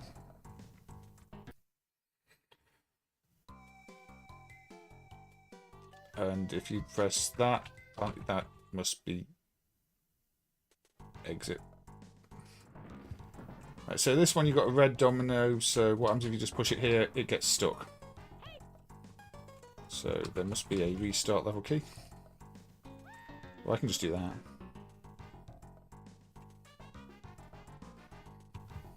Replay puzzle. So I think with this one you don't have to knock the red dominoes over, so you can just move it out the way from memory. So yeah, you can just ignore the red one. So that way. Yeah, I'm clearly pressing the wrong button here. I don't have appropriate SNES control mappings. 2D dummy. So what does a dummy's a bit different, but I get what you're saying. So what does that one? No, I don't want to pick it up. I want to push it. What's that do? Well, nothing in this context. Obviously I fail. However, in the right place, this domino is kind of important. Because when it gets knocked over,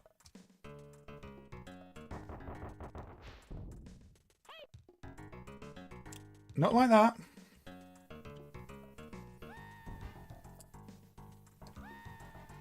You can tell I've not played this for a while. Now this is actually much better than the sequel. The sequel, One Step Beyond, is nowhere near as good. I was tempted to cover it, although only the cracked Amiga version, one disc version, works and the intro doesn't work on it. So I can't put it there because that's where I put it for. I can't put it by the door. I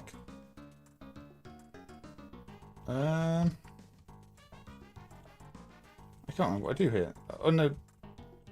I have to put it at the end at the top, don't I? That's right. At the end at the top. That's it. So I'm forgetting how to do the level. You put it at the end at the top here. Then you go. I've taken too long though. And then when that falls down, it keeps rolling. Yeah.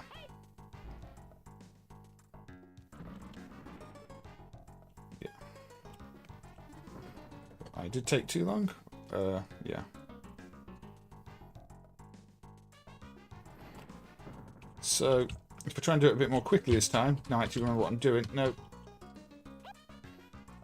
But yeah, some of these, you know, home computer puzzle games that ended up on the consoles are actually pretty good. Not everyone, but some of them. I don't think One Step Beyond ended up on the consoles, did I? Did that remain on the Amiga? But there we go. We still have to get to the exit before the time runs out, too.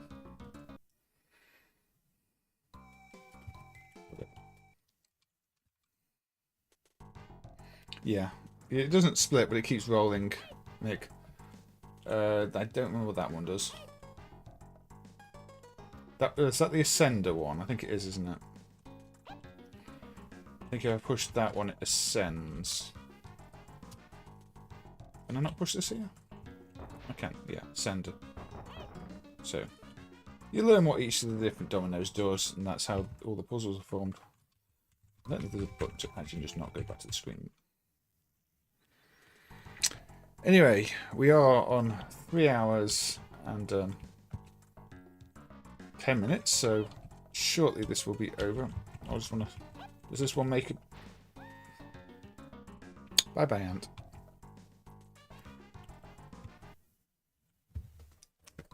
Yes. There you go. An Amiga favourite. Maybe I should have played the Amiga version. I think the Amiga ones were sponsored by Quavers, weren't they? The snack. Whereas this one doesn't seem to be sponsored. But Pushover. One of the games I think should have had an arcade release, but also I can understand maybe why it didn't, because it's more of a pure puzzle game. The pace might be a bit wrong, but it's a fun one. Looking at my shortlist for this stream, yeah, we didn't get to a few of them. There was a few block pushing ones, another WonderSwan game, Locomotion from Konami, but we got through most of the shortlist for this part 4, and I think we did manage to wrap things up a little bit. So thank you to everybody who's been here today, and of course across the other streams we've done. So this was part 4. So you've had what a good 12 hours of puzzle games in MAME, some arcade ones, some home system ones, and there are so many more that are worth looking at too. So if you didn't catch the other parts, and you're looking for puzzle games, check them out.